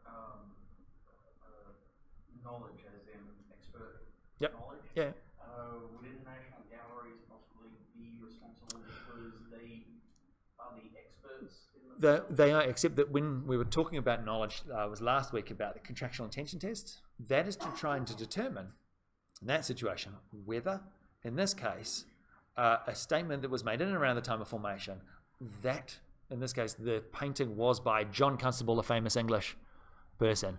But in Leaf and International Galleries, they didn't make that representation. That was the key thing to note, is that the gallery, and I believe they had exclusion clause as part of the terms when the guy bought it, said that we don't warranty the authenticity of any of the things that we have. And the court, in that case, again, I think it was Lord Denham, was willing to accept that as part of, because if it was a term of the contract that says this is by John Constable, the famous English artist, then yeah, damn straight, that's a term.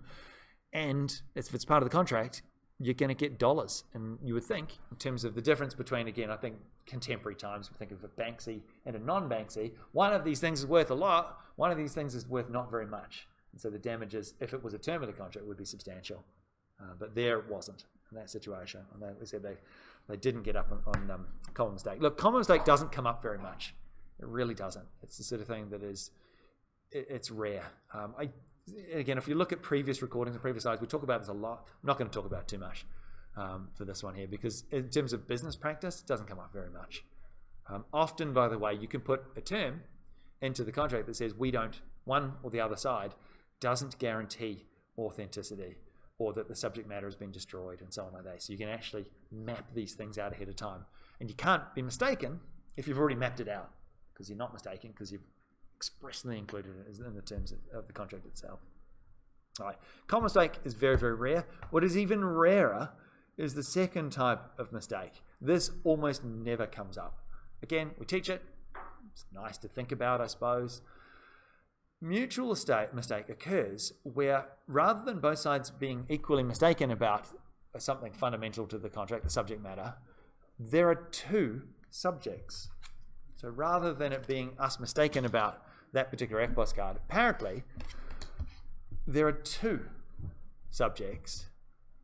I'm thinking that when Jean and I agreed that I would buy her blue Mitsubishi, I thought she meant her blue Mitsubishi for $10,000. I thought she meant her awesome jazzed up Evo 5 Lancer that has been out the front of her house every day. She thought I was referring to her rusty old Mitsubishi Magna, which is also blue, that she brings and drives to and from uni every day. All right? You can imagine this doesn't come up very much. And that's why the case example for this, Raffles and Wiltshire, was a boat traveling from India to Britain, all right? And it was called, with a cargo of cotton.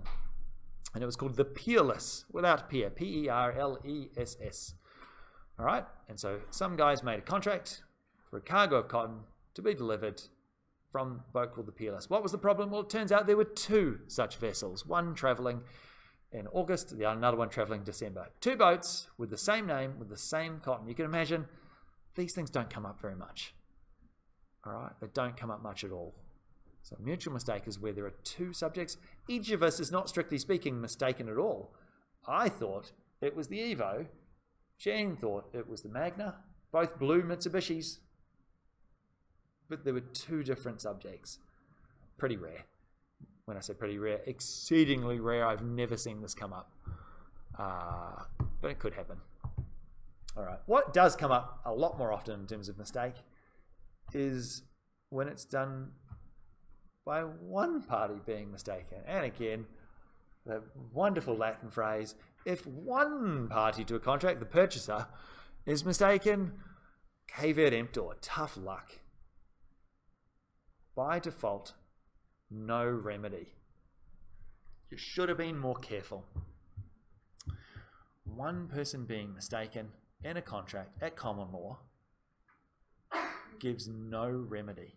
Unilateral mistake is not an action in common law. However, there's always a but with these things. All right, and there's two areas we talk about. The first one is I think is reasonably straightforward, and the second one is not, sadly. First one occurs, and again, in common law, you've got no remedy, but the courts do say that, look, sometimes that can create grave injustice. And so in this case of Taylor and Johnson, Mrs. Johnson, it was Mrs. Johnson, was selling a plot of land in Lismore, New South Wales, I think, but I can't remember off the top of my head. And the contract, they reckon the land, it was 10 acres of land, and the contract, all right, was for, they reckon the land was worth, about, I think it was about 100 grand. Oh, they reckon the land was worth, yeah, about, it might be less, maybe about $80,000. All right, might even be a little bit less. And the purchaser, all right, was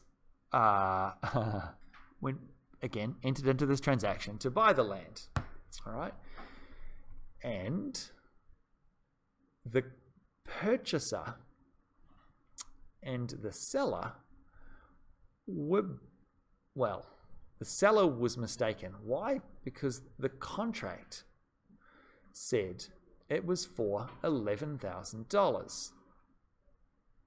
All right, and the seller thought the contract was for $11,000 per acre.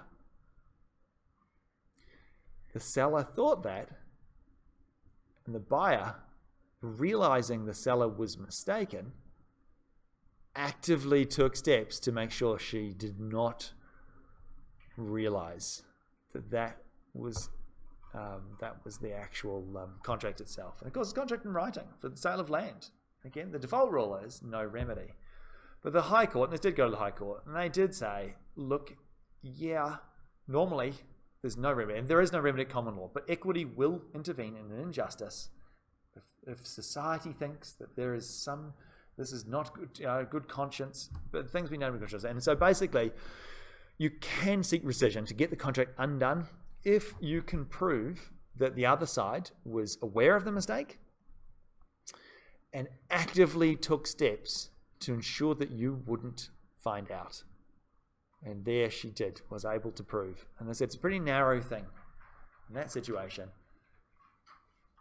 And you have to do it in circumstances which aren't in bad conscience. So, and again, one of the difficulties, the court was actually happy to grant it here, but one of the difficulties is that if the seller thought that she was screwing over the buyer, if she thought, for example, that the land was only worth like $20,000 and she was getting $110,000 per acre, so she was going to get $110,000 for what land that was worth $20,000, and she had actually taken steps to make sure that he wasn't aware of that, she wouldn't have got the remedy.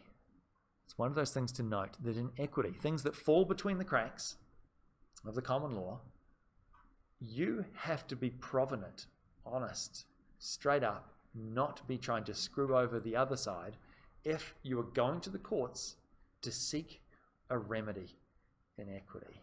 And again, there's a couple more. We're going to lead on to some of these as well. So you need to leave that in the back of your minds. If you are trying to do over the other side, the courts will not grant you a remedy in equity. Okay. So here, they accepted that the seller wasn't trying to pull a Swiftie over the buyer. It was a mistake, and the purchaser was doing things not in good conscience. He took active steps to make sure she wouldn't find out the mistake. Okay, this last one is tricky. I don't like it. The law is a little unsettled, and it's confusing because as an exception to this idea of unilateral mistake, the courts for a long time, I'd like to say flirted with, and I think perhaps a little less kindly is flip-flopped a bit on contracts that are made between parties where there is a mistake as to the identity of one of the parties. Because the thing is about mistake as a remedy is that if you manage to prove it, the contract is undone.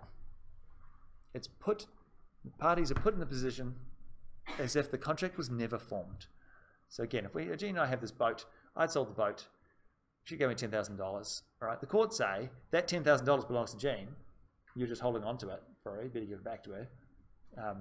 And the boat still belongs to me. Title never passed if there's no contract. That is what's called a void contract. Contract is void if it never happened. And if we prove mistake, contract is void, or they say void ab initio. It was always void from the start.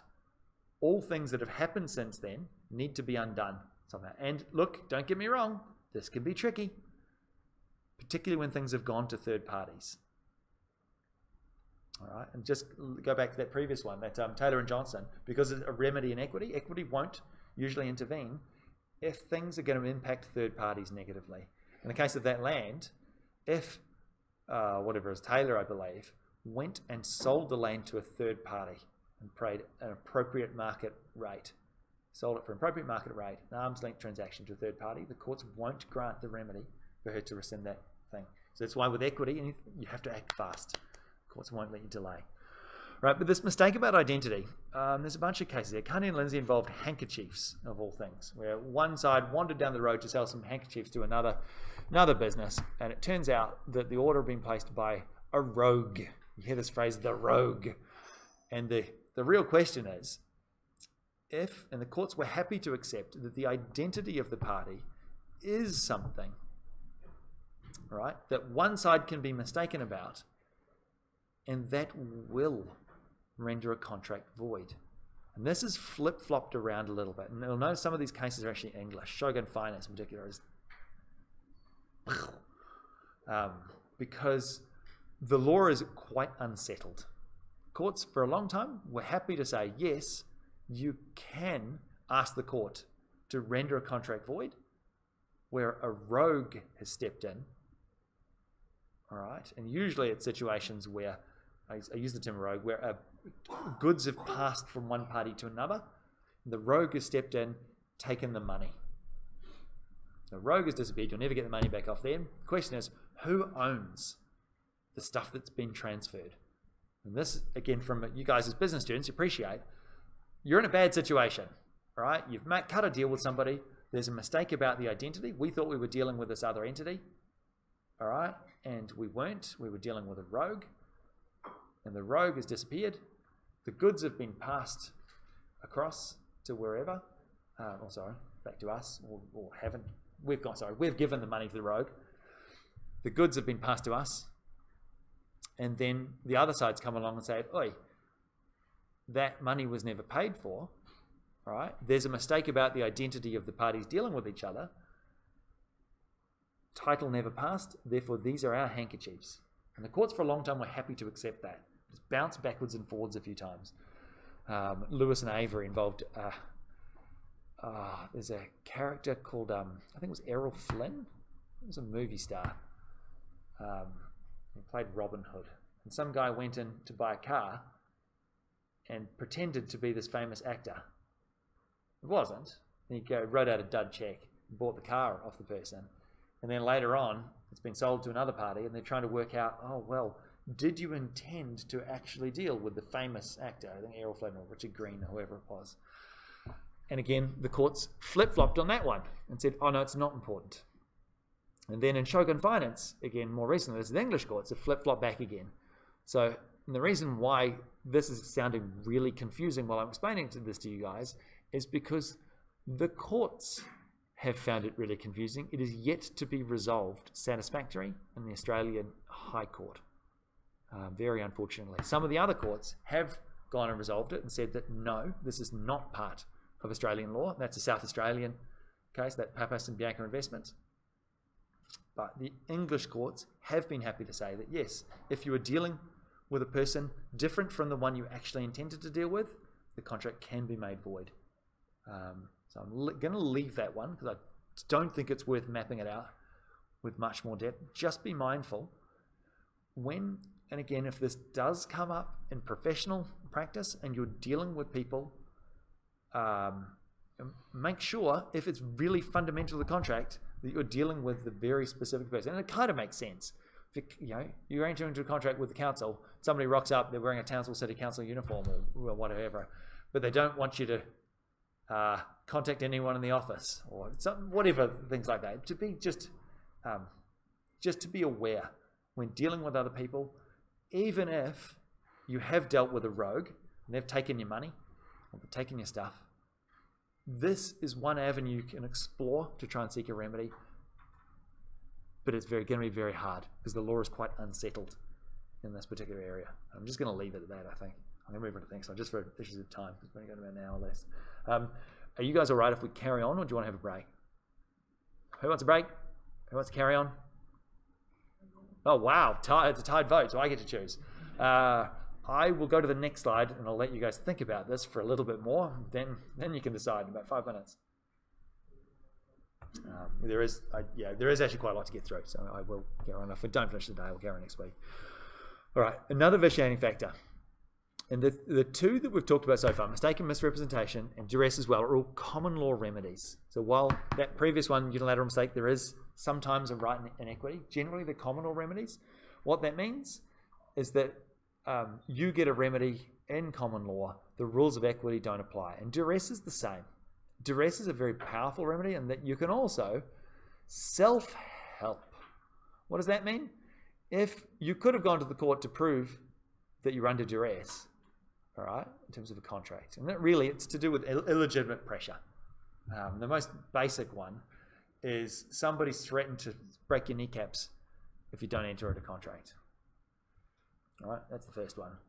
All right, that's straight up physical exertion of violence, and that violence can be either to you or to a family member or an associate. It can also be violence to your goods.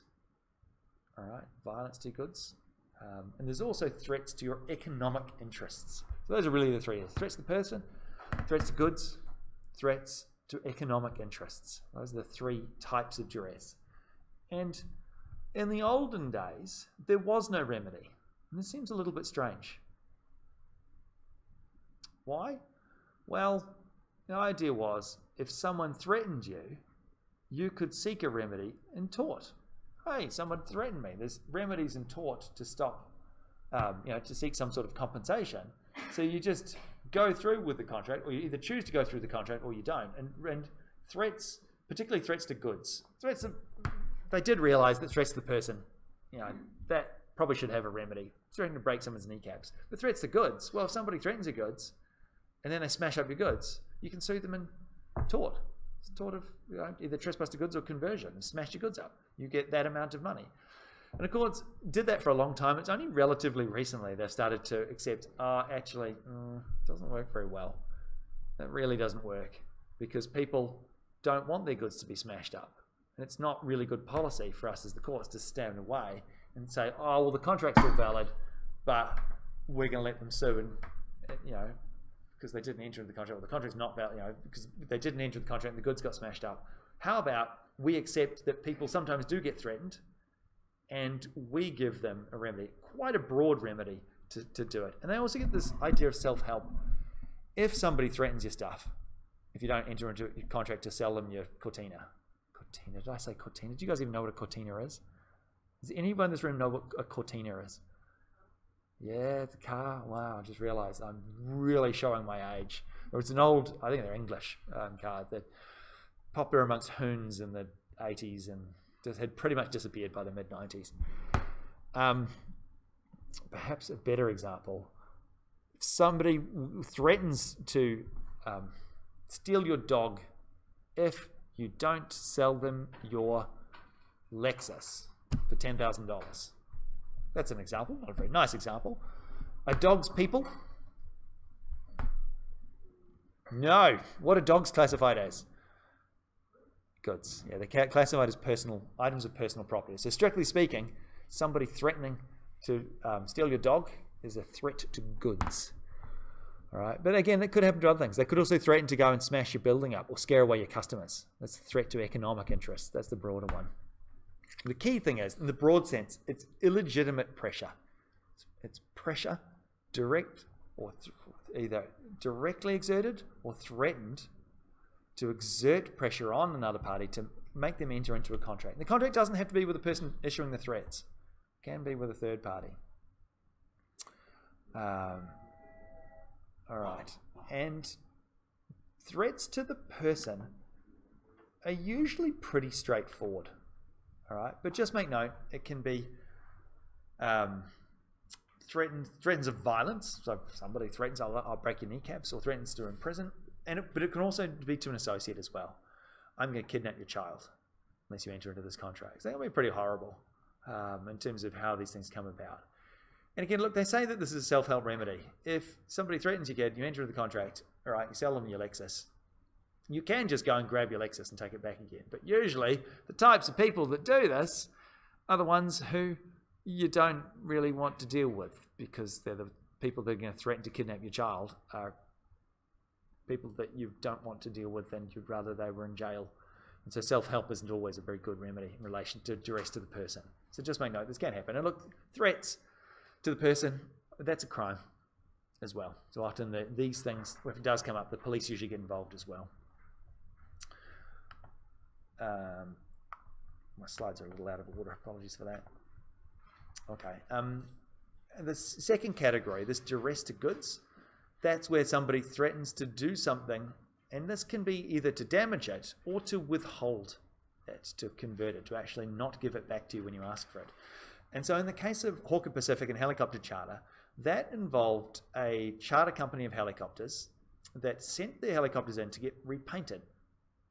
All right, and when doing this repainting, they realized the repainting company were a little bit shonky, and they wanted to put an exclusion clause in the contract, right?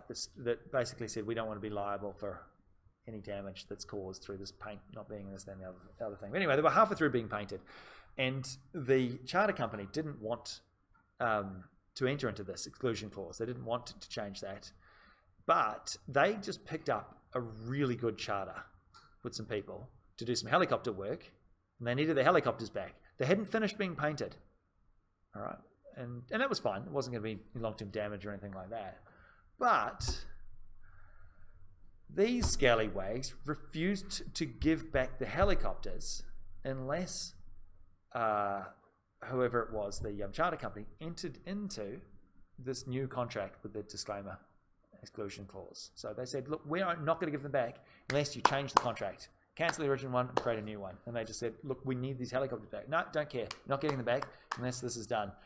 Okay, let's do that. And so they did. They signed this contract. And then later on claimed, after things obviously went to court, that, look, they were really under duress to do this. They couldn't get their helicopters back, and they were going to miss out this really lucrative charter. And the court said, yeah, fair enough. Fair enough. That will constitute duress to goods, because they were threatening to withhold goods from you, your helicopters, unless you entered into this new contract. Therefore, we will render that new contract void. And they did. Okay. The third type can be a little bit tricky to map out. And it's tricky because when you are dealing with entities, large entities, do you have much bargaining power? No, not at all, really. No, what do you do? Jetstar, what are you going to do? Oh, no, I want the seats to be this much wider. Well, that's too bad. Guess you're going to pay the extra to fly Qantas. And we accept that in the world, you can drive a hard bargain and say that, look, if you don't enter into this contract, we will not deal with you ever again. If you don't enter into this arrangement at this price, if you're the McDonald's Corporation, you're entering into an arrangement with a farmer, if you don't like this price, not only will we not, you know, if you don't accept this price at this particular rate for this length of time, we will get all of our subsidiaries, all our franchises to never deal with you ever again. All right? Is that a threat? Well, yeah, kind of, but it's not illegitimate. It's just part of business. Business is nasty. And people will drive a hard bargain in relation to stuff. They do. Of course they do. However, if the same McDonald's Corporation says, if you don't sign this contract at this rate, we will tear up all of the existing contracts that you have and tell everybody that you are difficult to deal with. All right? That is going too far. Because strictly speaking, deliberately choosing to breach a contract is actually unlawful. And you'll hear these terms being bandied around a little bit. Unlawful is different from illegal, it's different from criminal. It just means not according to law. Contract law says if you promise to do something, you do it.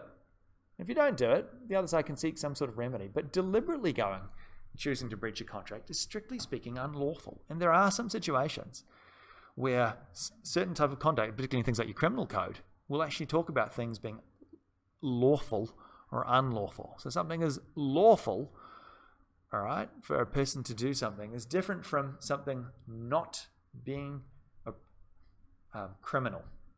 So for example, a person can't be held criminally responsible for I'm trying to think of an example in the code.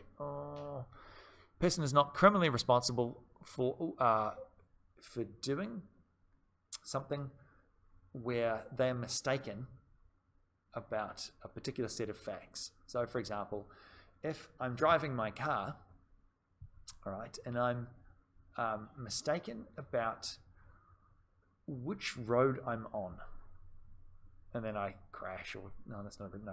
Car's a really bad example. If I go into a house, pick up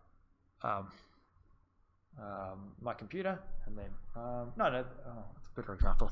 I've got some terrible examples. I should have thought these in advance. Something that's normally criminal. Oh, yeah, right. If I go to a football game or boxing match, go to a boxing match, and I get into a fight. All right, and I'm not going to be held criminally responsible if I'm mistaken about, I don't know, the age of the person I'm fighting. I assume I'm just beating them up. All right, but that is different from things being lawful. So, for example, a police officer. It is lawful for a police officer to assault someone in certain circumstances when they're trying to do an arrest. They physically have to grab you. That's an assault. It is lawful. So the criminal code lets police officers off and says this is completely lawful. It's not to do with criminal responsibility. It renders the act lawful. I really haven't explained this very well at all. I have to think of some better examples.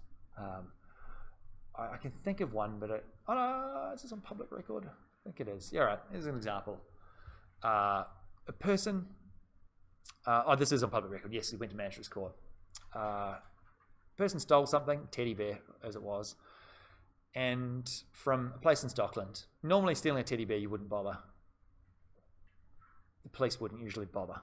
But they happened to witness, go and watch the CCTV camera, because it turns out it was a big teddy bear, $100 teddy bear, and they saw the TV footage and they went, oh, we know this person, we'll get your teddy bear back.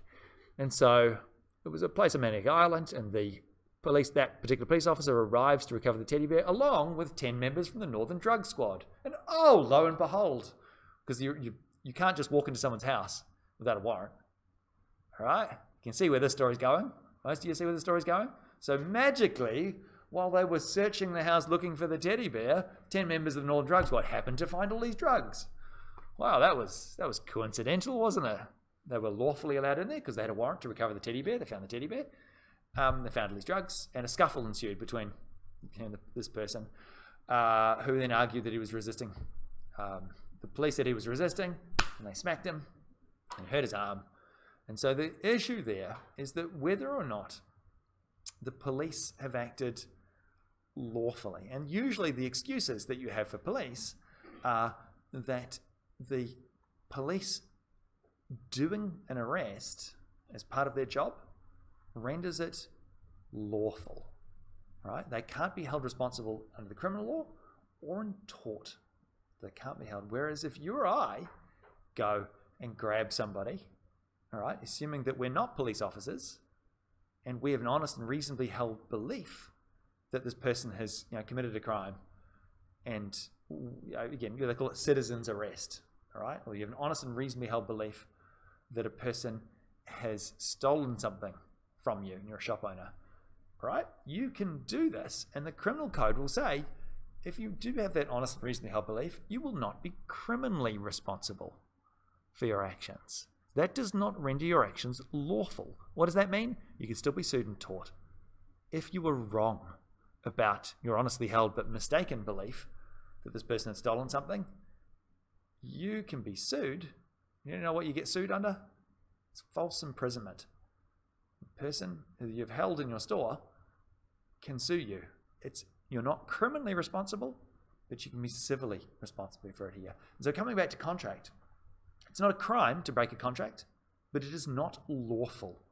You choose to break a contract. It is not, strictly speaking, a lawful behavior. The other side can seek a remedy. It's only a civil remedy for breach of contract. And if you threaten to breach contracts as part of negotiations to get a party in to sign another contract, if you threaten to breach contracts, that is duress. That is illegitimate pressure to economic interests placed upon people. And I remember actually doing, when I did contract with my friend Len about 10 years ago, and it was a project manager on the Dalgety in town that was built about 12 years ago. And he said, oh, we do this all the time. I'm like, yeah, guess what? It's duress. Strictly speaking, the other side can go to the court and have that contract set aside and render it void. All right.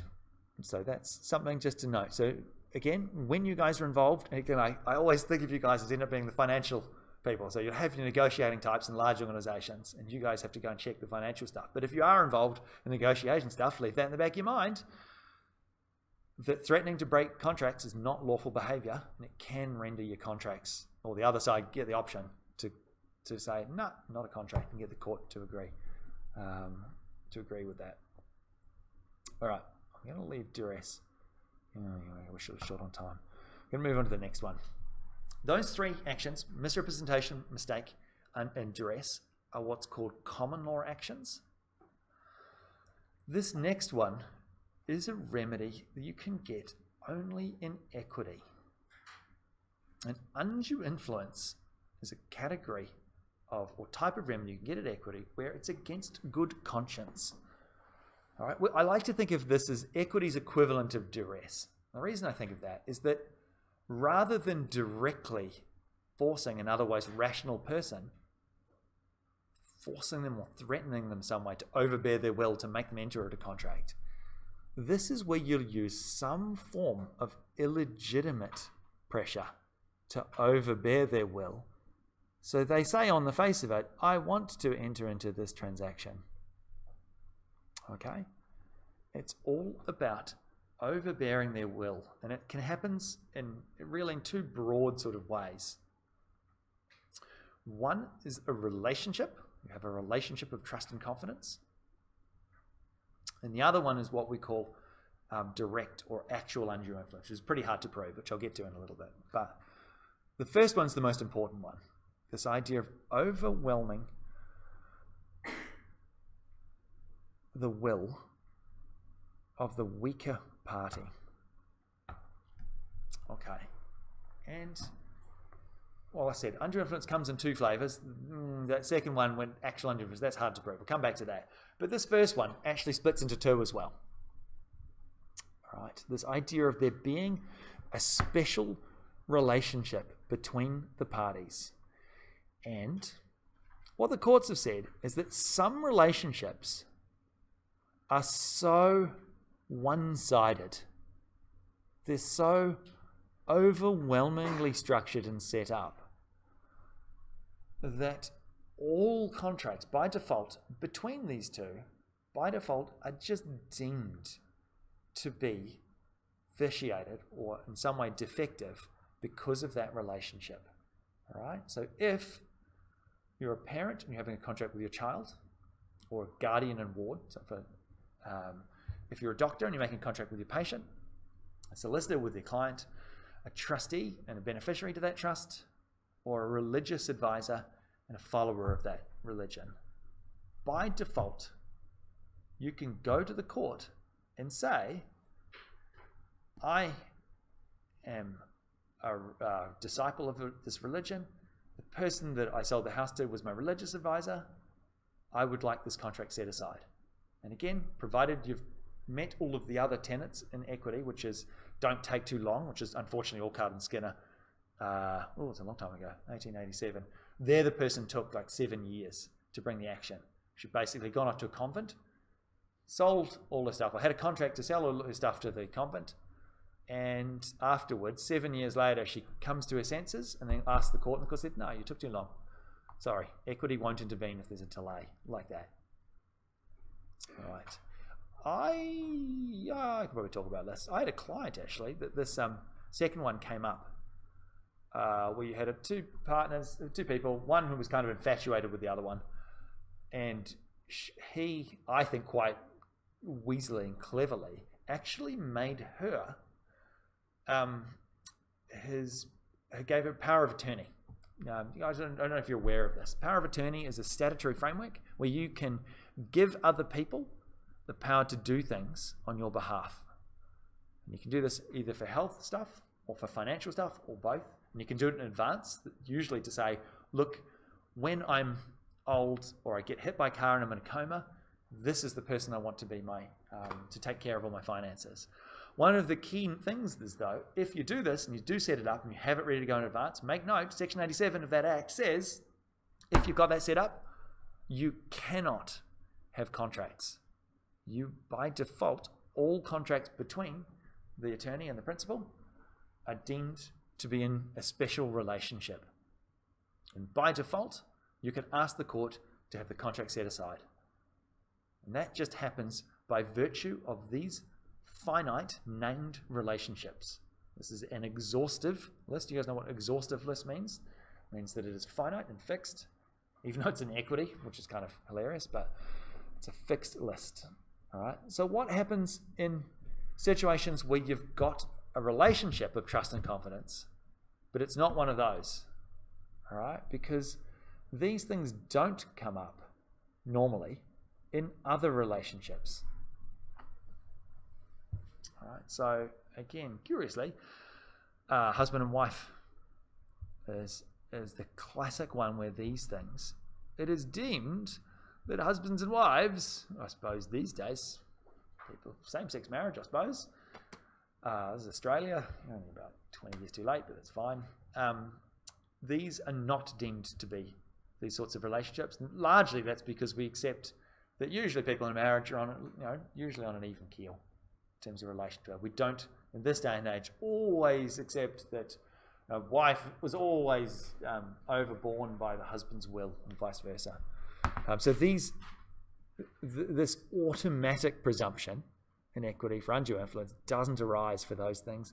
But with any relationship, and this can happen with things like caregivers, people giving people care. That's not a special category, one of those 6 items in the list.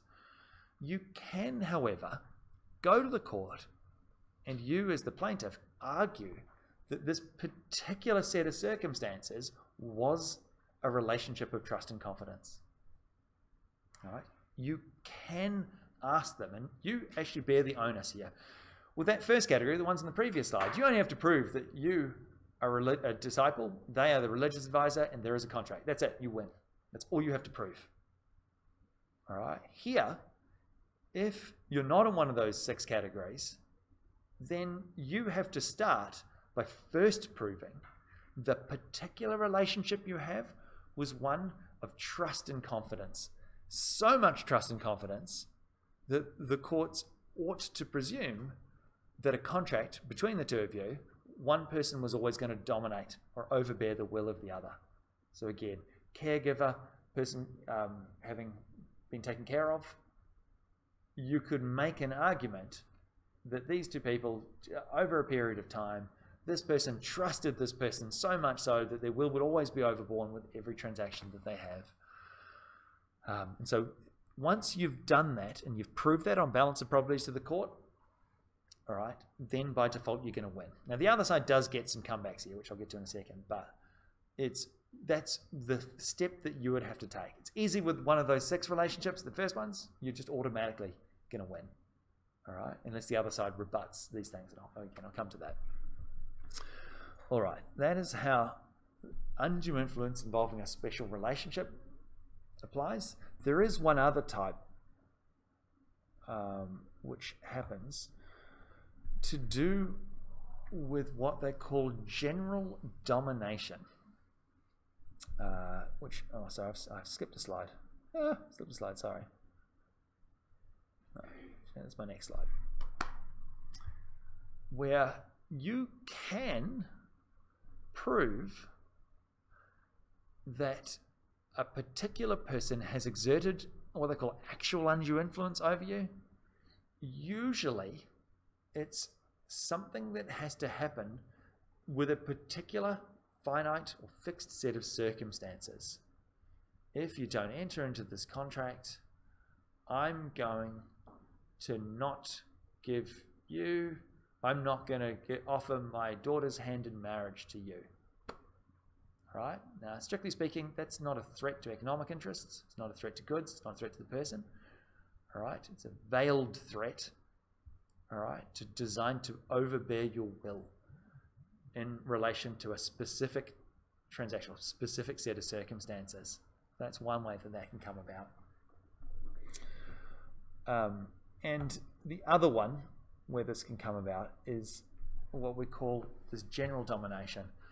And that is usually done over a long period of time.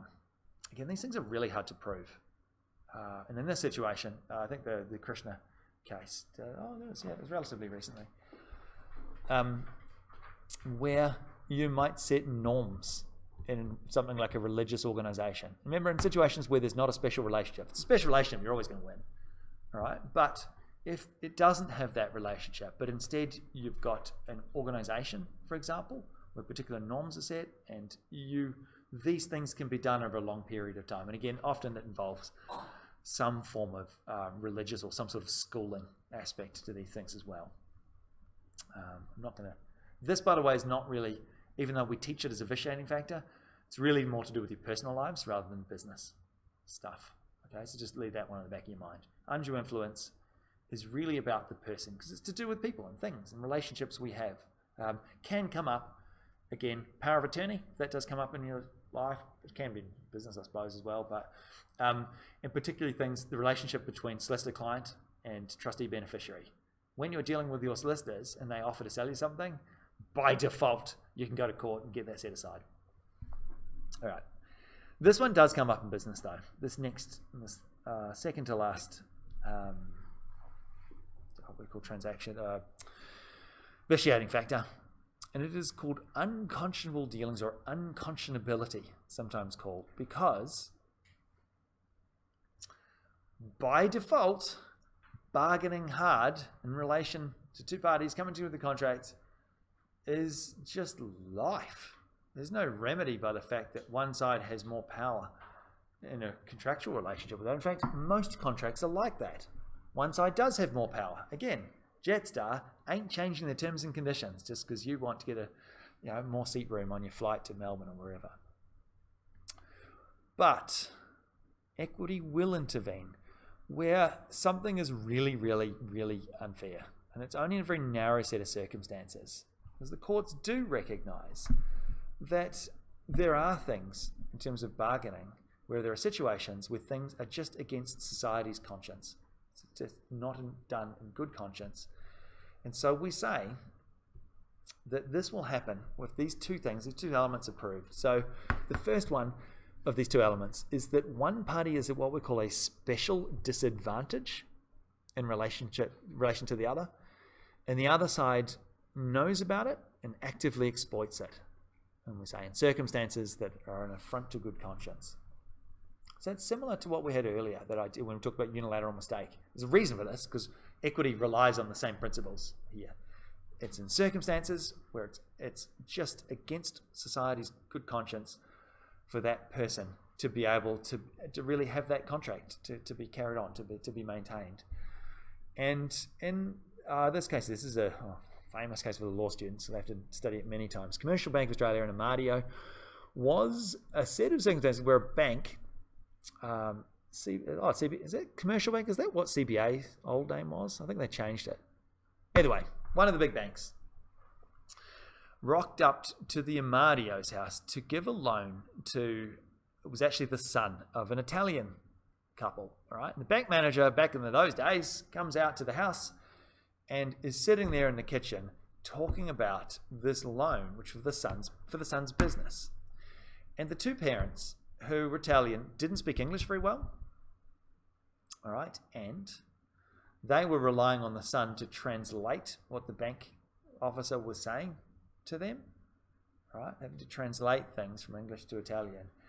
And the bank officer, agent or manager, whoever it was, knew that the son's business was a little bit risky. But from the parents' perspective, their son's business seemed to be doing well. Of course, I love this saying, so you guys are accountants. Of course, he drove a really nice car and he had fancy clothes. Clearly his business must be doing well. It's like the opposite, but yeah, sure, okay. And they weren't financially literate either, but they had a house. And so this was a guarantee for a loan, all right, against the son. So you can see where this story's going, can't you? Loan the money, and the son's business gets bankrupt. He's got no money, and so they came to repossess the house. And the Amadio said, "Oh, what do you mean? What do you mean we guaranteed this? What do you mean we're going to lose our house?" And they went to the High Court, and they won. And there the court said, "Look, in this particular set of circumstances, you, the bank, knew that that these people doing the guarantee didn't speak English very well. You knew that they didn't fully understand all of the terms in terms of what the guarantee was going to mean if the son's business get wrong.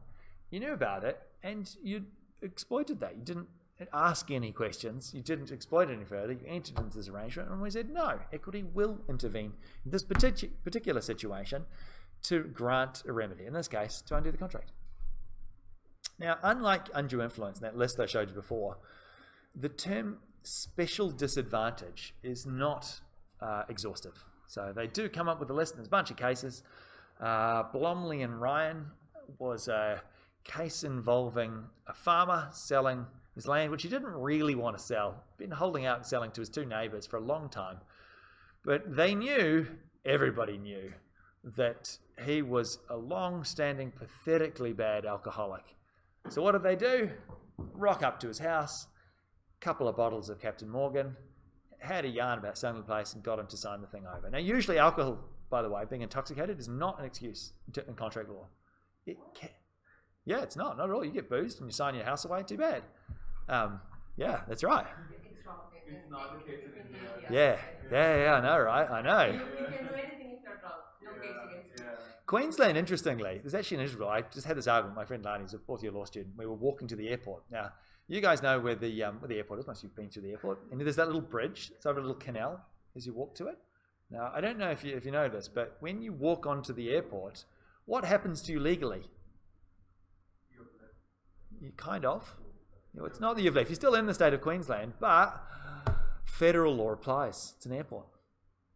So you're under the federal criminal code, not the Queensland criminal code. What does that mean? It means when you walk over that bridge, curiously, one of the curious differences between the Commonwealth Code and the Queensland one, in Queensland, where there's a mental element, intent is an element, voluntary intoxication can be used or taken into account by the court or the jury, whoever, for determining whether you had that requisite intent or mental element. In the Commonwealth Code, it can't.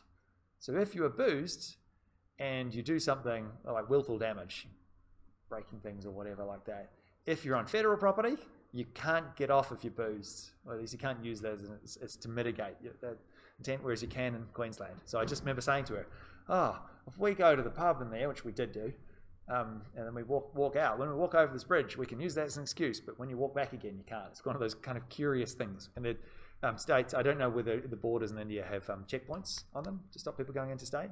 Do they? Yes? Anyone know?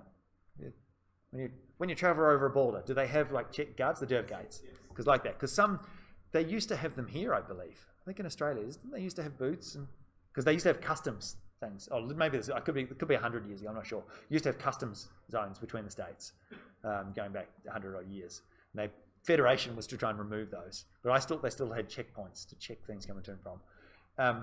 I've never crossed a land border between nations. Has everyone done that? Gone to Canada when you're in the US? Canada, Mexico. Has anybody else crossed any land borders in countries? Whereabouts? And Nepal. Oh, nice. Oh, there you go. Drive through there. Do they have a checkpoint? You check your passport. Those are there. So there you go. Whereas in Australia, you can go between things and you get a different set of laws. Different set of rules apply.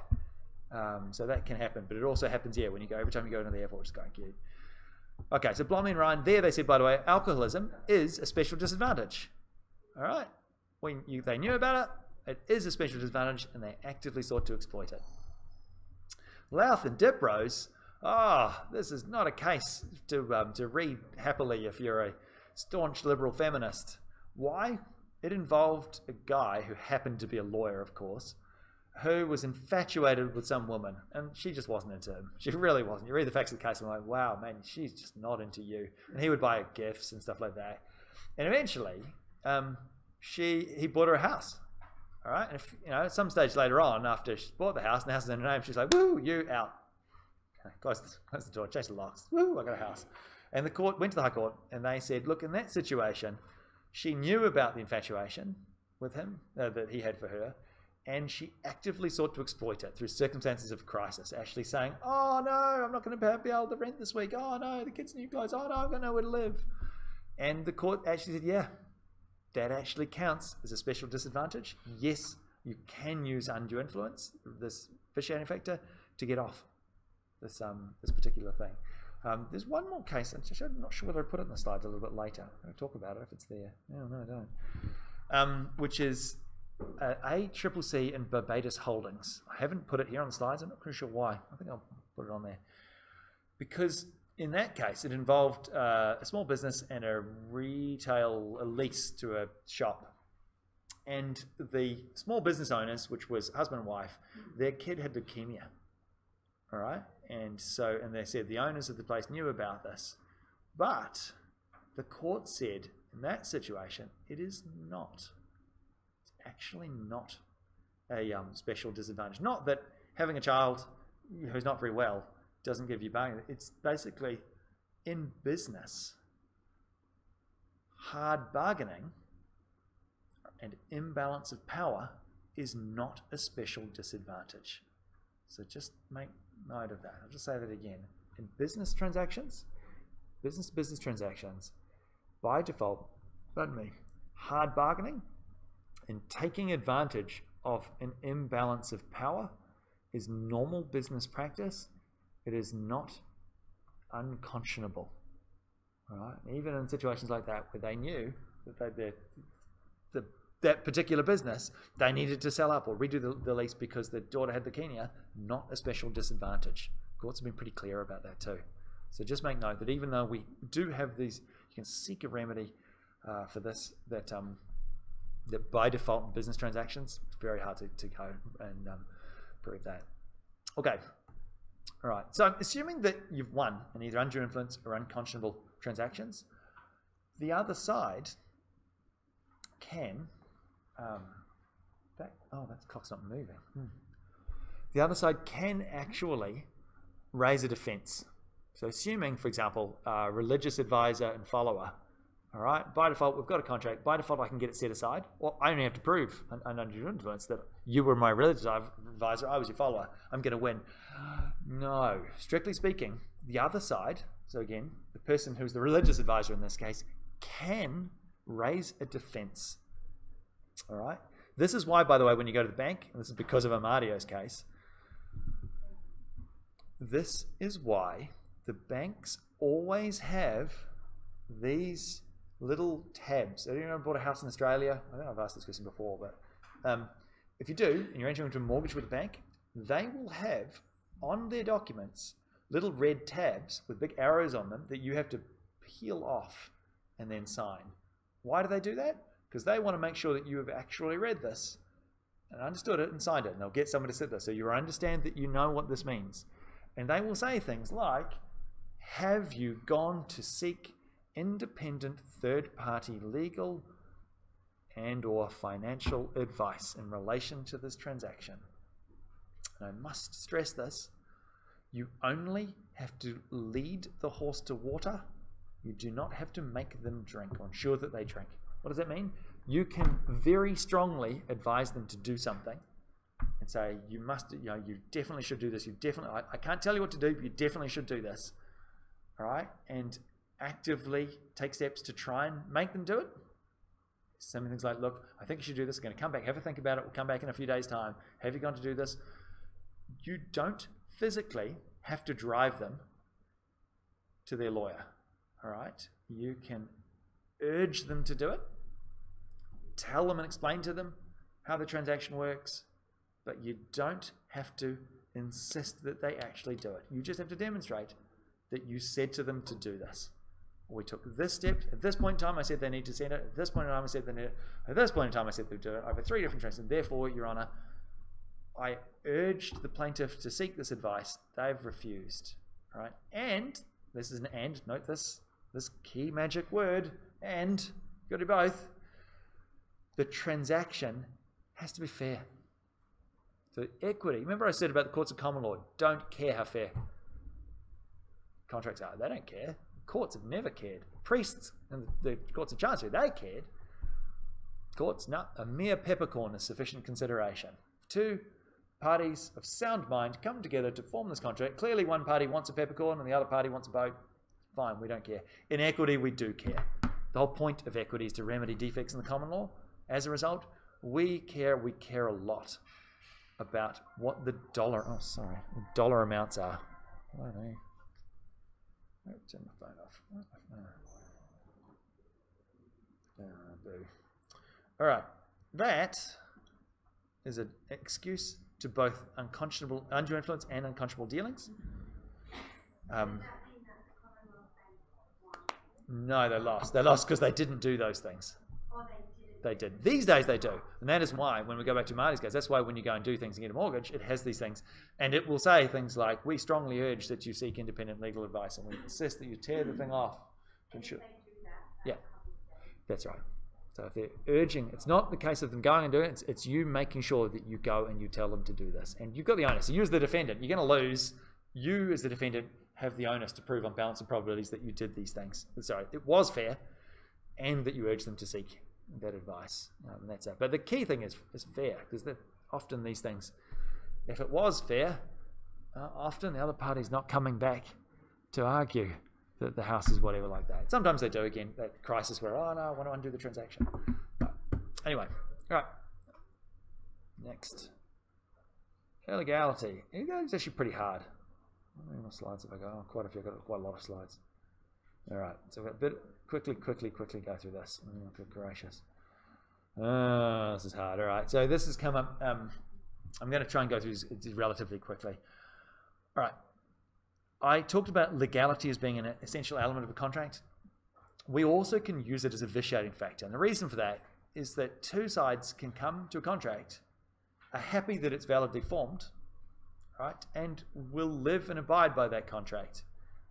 And the courts are quite happy if contracts are, even if this legality element isn't satisfied, to just let it go. It doesn't matter. At the end of the day, if the two parties are happy with it, it doesn't matter. All right? It's only when things go wrong. Now, And that's why when things go wrong, usually we start by saying, look, we'll start by saying all of the elements are satisfied. And the reason for that is that sometimes illegal contracts can have only little bits in them that are illegal, and the rest of the contract's fine. All right, so you can have, some contracts are not like that. What's an example of a contract that is never going to be enforceable in the courts? A contract to kill someone. Courts are never going to let that fly. So that is something that is going to be in the courts and is strictly unlawful. You can never go to the court to seek a remedy. They won't hear your matter. Okay? But there can be other situations where parliaments come along and they've said,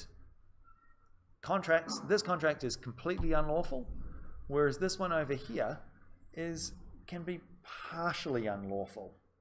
What's an example of something like that? If you've got a contract for the purchase of the sale of land, and my house contract said all of the chattels inside the house belong to me now. There's probably, again, I haven't gone back and check this, but there's probably some rule somewhere that says you can't sell your tenants' chattels. Presuming there's a statutory rule somewhere, I didn't go through and check. But all the courts are going to do in that situation is just strike out that clause. Just take it out. The rest of the contract's fine. We'll just let it go. There are some contracts, though, like the contract to kill, which at common law is never enforceable. Sometimes parliaments jumped up and said some other contracts are strictly prohibited. Contracts for employment, where you're paying somebody $2 an hour. Can you have a contract that's enforceable in the courts for $2 an hour? No, you can't. Parliament stepped in and said those sorts of contracts are strictly void. In fact, teaching the trust account students just the other day, a costs agreement that doesn't align with the rules in the Legal Professions Act is strictly speaking void. Parliament's just said, no, lawyers can't make contracts with clients that do things like saying, we can bill whatever we like. All right, we can just bill $10,000 an hour. No, can't do it. It has to be fair, reasonable, and reflect the work that's done. And the Legal Professions Act says a contract that is set up to do that is void. The courts don't like finding things, and so that's an express prohibition, all right? But sometimes you can have contracts which are not strictly speaking saying that they are unlawful in terms of how they've been structured, but often they can run against the fundamental purpose of a particular piece of legislation. So, an example, you think about an employment contract that is, strictly speaking, the Fair Work Act says you can go and have an employment contract with a particular person, and you can hire them on a casual basis and pay them, for 1 day every 17 years. Now, strictly speaking, that is not prohibited by the Fair Work Act. Yeah, you could do it, but you can go and when the courts are going and analysing in terms of a contract that's set up like that, and again, it would have been done for some specific purpose, it goes against the whole point of the Fair Work Act, which is to regulate the day-to-day conduct of employers and employees. All right, so that can be impliedly prohibited. Courts are pretty reluctant to do that. It has to be something very odd. Because the courts don't like to be the destroyers of bargains. They like to maintain contracts as much as they possibly can. Nelson & Nelson, by the way, was a contract for the sale of land where the person doing it had set the thing up, right, so that she'd done it through her daughter so that she could defeat the Centrelink rules in terms of owning property, the means testing. For Centrelink. And look, there the court said, look, you've done this for an unlawful purpose. You're trying to defeat Centrelink. All right? But we're not going to scrap the whole contract. We're going to leave it as much as possible. All right? And in this situation, you can also seek a remedy in equity, provided you go and repay Centrelink and other bits and pieces. But the key thing is, they didn't destroy that contract. They said that, look, we don't want to be the destroyer of this bargain, even though you're kind of trying to thwart Parliament's intent in a whole host of ways. So they're pretty reluctant to do that. Okay. Are we going to be able to do this? All right, we can do this. All right, so how can things be illegal? All right, so you can have a contract that just says, look, statute says you can't pay people $2 an hour.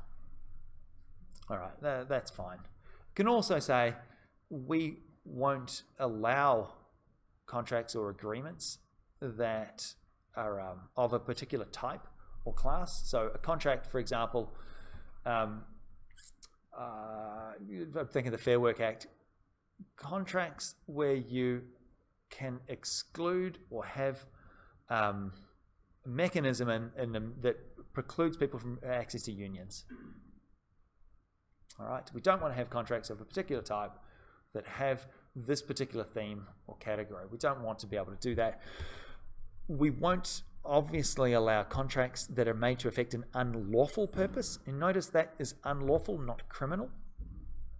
So a contract that is made between two parties for one party to go and breach a contract with a third person. Why? That's an unlawful purpose. You are going, entering into a contract to breach a contract with a third party. That in itself is, strictly speaking, an unlawful purpose. So if that's been done or is outlawed by statute, that'll fall under that third category. There's also to do with performance. You can't have a contract for the transport of goods to transport those goods between here and Brisbane by road train in under 17 hours. Why is that? Because even though strictly speaking you could drive 17 hours, probably following the speed limit 17 hours, road trains have to take mandated breaks. So the only way that can be performed is in an unlawful manner, illegal manner. Okay, all right. Contract being illegal is performed if... okay. You, again, thinking of that example of a contract with this road train, to do this thing quickly, it doesn't matter if both sides or just one side intend for this to be performed in this illegal way. All right, if it can only be done in one particular way, then it can be found invalid by the courts. Incidental illegality. Okay, that is if the contract itself is formed lawfully, again, a road train. So, for example, you've got 24 hours to deliver these goods to Brisbane. That's reasonable. You can take all the other sorts of breaks. But if we had set this thing up knowing that the weather's probably not going to be very good in January, all right, it's probably not going to be performed lawfully, all right, but we can consider that to be sufficiently incidental to the formation of the contract itself. And the courts won't be happy to render that as being strictly unlawful because it's something that's very small or minor in relation to the contract itself. Okay, this is what we call statutory illegality. Now, there are some types of contracts, though, the courts have never enforced. Okay, can you think of some examples of contracts? Obviously, the contract to kill, clearly like that. For the common law has never enforced that. There are some other ones, though. It's actually kind of interesting. These are not... Parliament hasn't jumped in and said, oh, you can't do this. But they do have these contracts. This is quite cute. Ye old law of England, contracts to commit crimes or torts or fraud, to do unlawful conduct. Never going to be enforced, of course. But there are some other ones, curiously. The courts will not enforce contracts promoting sexual immorality or prejudicial to the institution of marriage. Not kidding. This is still law. Gambling. Courts won't enforce gambling debts. If we all decided, everybody in this room, we decided to run our own poker tournament, all right, everyone puts in $1,000, and then at the end of it, we go, you know, sorry, Emma, yeah, you won all this money, but no, we don't want to pay. We'll just walk out without paying. Can you enforce that in the courts? No. How do casinos get around it? They get Parliament to intervene. How do brothels get around it? They got Parliament to intervene. So there are statutes, regulations done by Parliament that say there is to be a casino. There is to be one casino. It is allowed to be this high, this wide, have this many employees. All right? In Queensland, in Townsville, there are to be brothels. There are to be a maximum of 2 brothels. They are allowed to have this many staff and be open in these hours. All right? The courts, though, Parliament hadn't intervened, you couldn't enforce those contracts in the courts. A couple of others: prejudice to public safety, defraud the inland revenue, and to promote corruption in public life. A contract to bribe a public official. I mean, that's probably a crime as well. But strictly speaking, contracts to try and do these things can't be enforced in the courts themselves. It's just been illegal at common law. The main one to think about is basically brothels and casinos and gambling. You can't get the courts at common law to do that. Only Parliament stepping in has allowed those two types of institutions to exist. Okay? All right, I think I've put that in there. Do I have anything else? All right. And so I've put, there's some more examples in that next slide there as well. I'm just going to skip over that because we're very, very short of time. All right, so assuming that we've got a contract and it is, okay, we've won. We've vitiated our contract, so what? All right, so you can have, and we have these things like restraint of trade clauses. There are situations where you can have a contract which, trying to think if I can talk about this in 8 minutes, 7 minutes. Yeah, right. Okay, the previous slide where I talked about public policy grounds, all right, by default, the courts will render that unenforceable. So strictly speaking, there is a contract, but the courts won't enforce it, all right? And this can matter in relation to other things. So for example, if a court, if you've got a subsequent contract that referred back to an existing contract that was unenforceable, still strictly speaking a contract, even though you can't enforce it through the courts. No, there is a couple of things here. All right. There are particular types of clauses you can put in contracts, though, that say, in order for the parties to seek a remedy under this contract, you have to go to arbitration first. You are allowed to put them in contract. You can't put a clause in a contract that says, if you don't like it, you can't go to the courts. That is a clause to try and oust the jurisdiction of the courts. They are always unenforceable. The courts always have power to hear and arbitrate a lawfully formed contract. Okay? In trade, in commerce, you can have a clause for an employee or a business that you're dealing with, restraining them from dealing with usually your own customers or operating within a certain geographical area. And the key thing to note that those restraint of trade clauses have to be reasonable. You can't have a clause which is onerous on the other party and prevents them from essentially being able to do or operate their business in a meaningful way, unless, of course, you're compensating them. The courts are actually looking at how reasonable these terms were. And Warner Brothers Nelson was involving Betty Davis, who was a movie star. And it was for 3 years she couldn't act for other films, for any of Warner Brothers competitors. And there they said 3 years for her, being paid a whopping sum of money, that's fine. She's not going to starve.